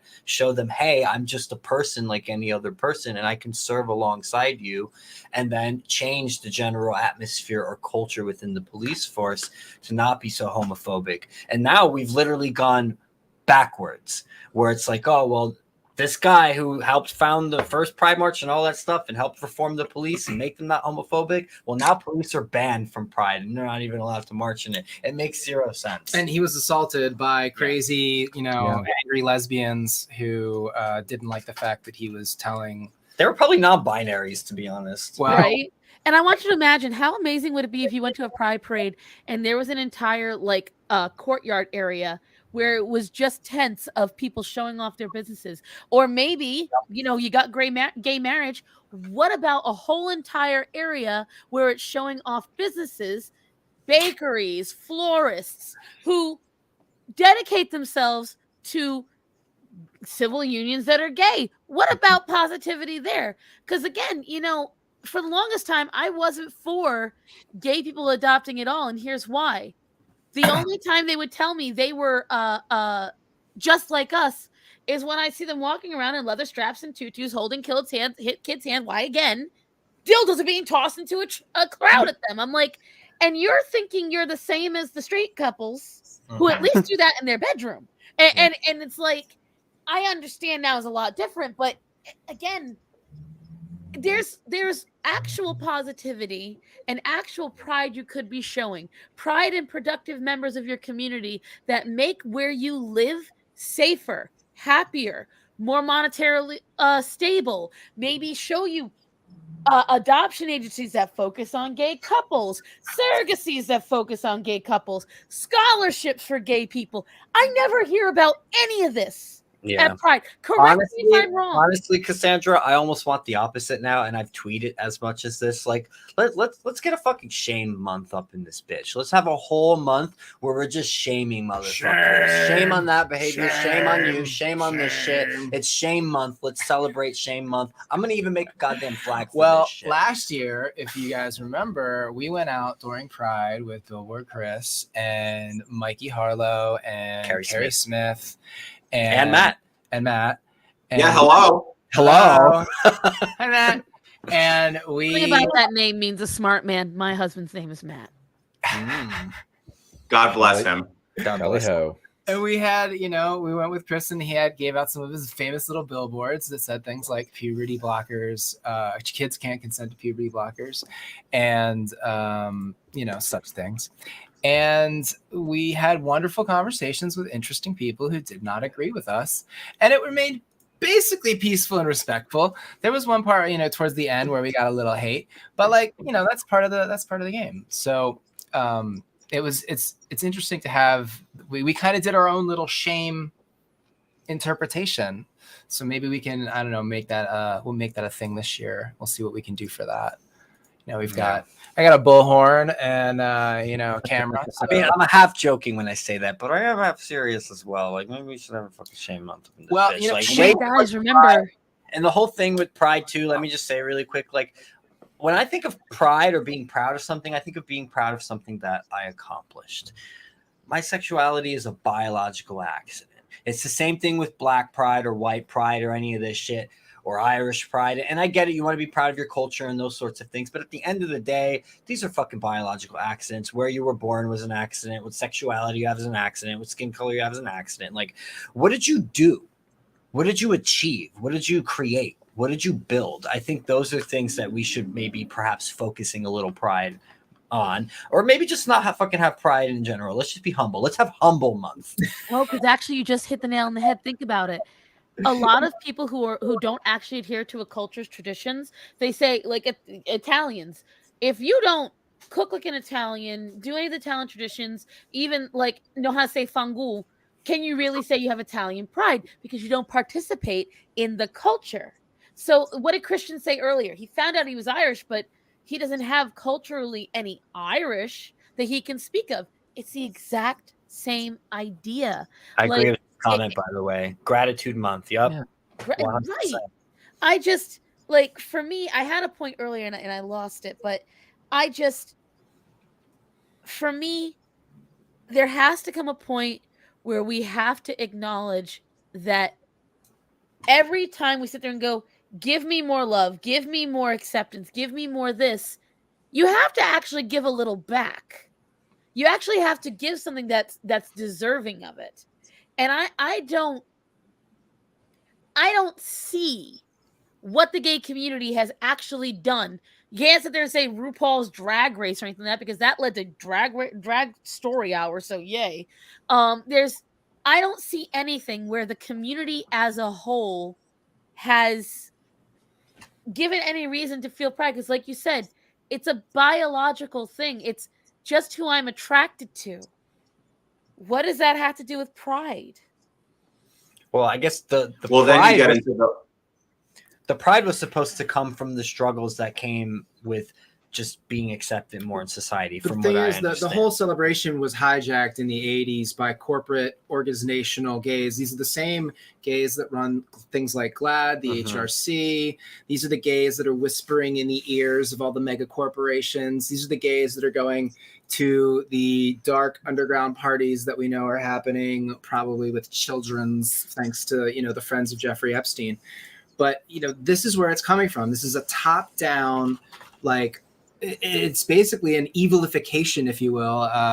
Lobachevsky called it, what was the word? Ponerization. So it's making something wholesome, pathological or dark.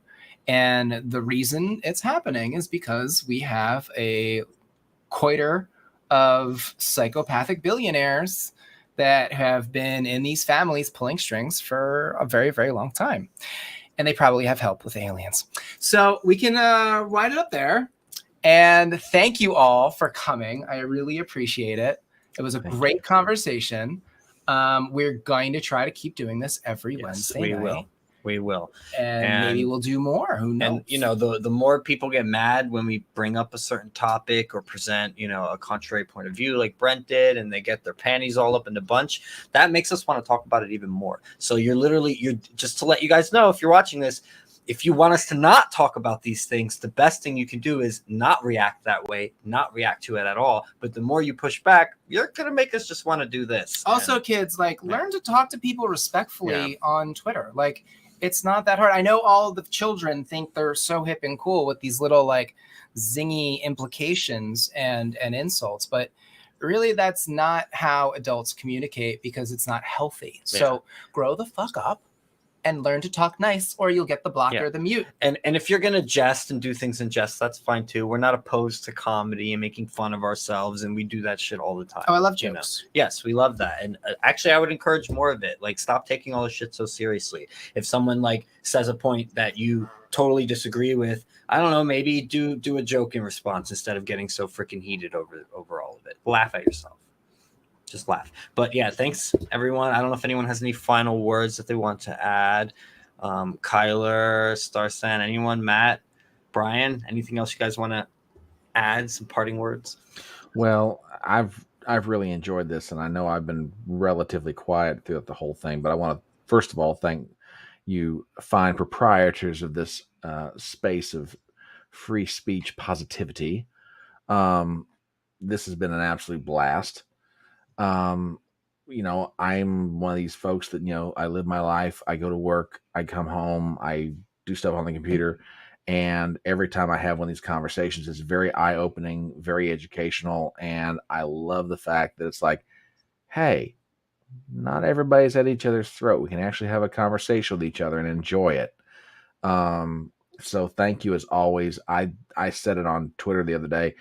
Daniel, Brentley, you guys need to keep this thing going. This is a great thing, and it's got a myriad of possibilities for what can be had as far as like conversations and exchange of ideas.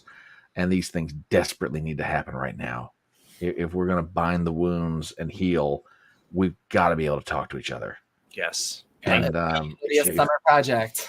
No, for sure. We've been doing this 2 years, and we have no intention of stopping. And we're grateful as hell for all the various people who've come to talk to us. Some very well known, some not so well known. That doesn't matter to us. Are they interesting to us? Do they want to engage in dialogue? That's what we care about most. And a big thanks to all the chatters hanging out. We had like almost twice as many people on Rumble than we did on YouTube. YouTube is telling me we had like between like 10 and 15, and then on Rumble we've had between like 25 and 30. So it's Rumble is definitely helping us out. Yeah, no, we dig it. We're definitely not being as suppressed on there, and we like that more people are actually going on Rumble to watch this instead of on YouTube. And I think when we have the spicy conversations, we'll do them exclusively on Rumble. But this one I thought was, you know, enough. Like, we're not gonna, you know, we're not saying any of the forbidden things. Yeah, we didn't talk about like COVID or the election or any of that stuff. Okay, stop. I actually, that was the point I want to say. Don't forget, guys. This is the one before that, 2024. I think it's going to be more heated this year purely because everyone's going to be looking for a reason. And I've seen quite a few people saying they're going to be wearing a certain red hat and American flag capes, and they're going to go fully decked out. And it's gonna be funny. I'm looking forward to the videos. Let me tell you something. Election Twitter is going to be insufferable. I almost can't wait. Yeah, fucking insufferable. It's gonna be. And if I may do one shameless plug, a good friend of everybody here, Mr. Mike Harlow, is coming on my channel tomorrow night for a conversation. We call it Chatting on the Porch. It's on YouTube, Rumble, Twitter. You know, stop by, as the cheap advertisement said, watch what happens when a New York state of mind meets a Southern voice. So, you know, we're going to have fun tomorrow night at 9:00 Eastern. So if anybody wants to stop by, please do so. Love to have y'all. looking forward to that. Yep, we love Mike. He's a great guy. He's a friend, and we're happy that he's going to be talking to you. I'm sure it's going to be an awesome conversation. Anyone else? Starsan, parting words? Kyler, Matt? Kyler, if you want to go first, because I talked a lot. And y'all bitches with channels to drop your links in the Yeah, description, feel free to so I don't promote have to do yourselves. that. No, this was I'll tell you what, this is the funnest seething and coping I've done in a while. So thank you. We appreciate you joining us, man. Thank you. I followed you on Twitter earlier. I wasn't following you before. I didn't realize that. But no, we appreciate you coming in and giving your perspective and talking to us and having the big boy conversations, because not everyone on Twitter is capable of that, apparently. But right. yeah, I guess we'll wrap it up there. Thanks for watching, everyone. Thanks, guys. Like, Yes, comment, thank you share. guys for having us. I'm sorry, I was trying to copy my link like you told me. Yeah, no, put it in the chat. Yeah, we'll throw all that in there. I'll put them in the description later. Remember, we're grifters. We're bitter, attention-seeking, drug-addled whores. Please give us your money. Take care, guys. Well, thank you, you drug-addled whores, for having me on. I greatly appreciate it. And I definitely see Matt's and Kyler's and Brian. Yes. Yeah. Because I keep calling him front porch because that's the word. That's fine. You can call me Brian. Yes. I greatly appreciate meeting you all, and Oh yeah, you should have Starson on your show. You guys would have a great conversation. She's Brian. funny. I'll definitely enjoy conversations considering I'm in the South now, so And also, I know a little bit about it. Hey, Starson, hang around after we officially sign off, because there's an Italian question I want to ask you that I've been dying to get somebody to answer for me. a really quick shout out to Christian Watson. Thank him again for joining us, and to Russell of the Canadian Conservative. And big thanks to our super chatter, Mr. Pirate Tomsky, and Mr. Nick Rigdon also sent us money. Sent me donations. So We thank appreciate you. that. Thank you for the grift. We appreciate the grift. Everybody stay safe, stay sane. We love you. Bye-bye.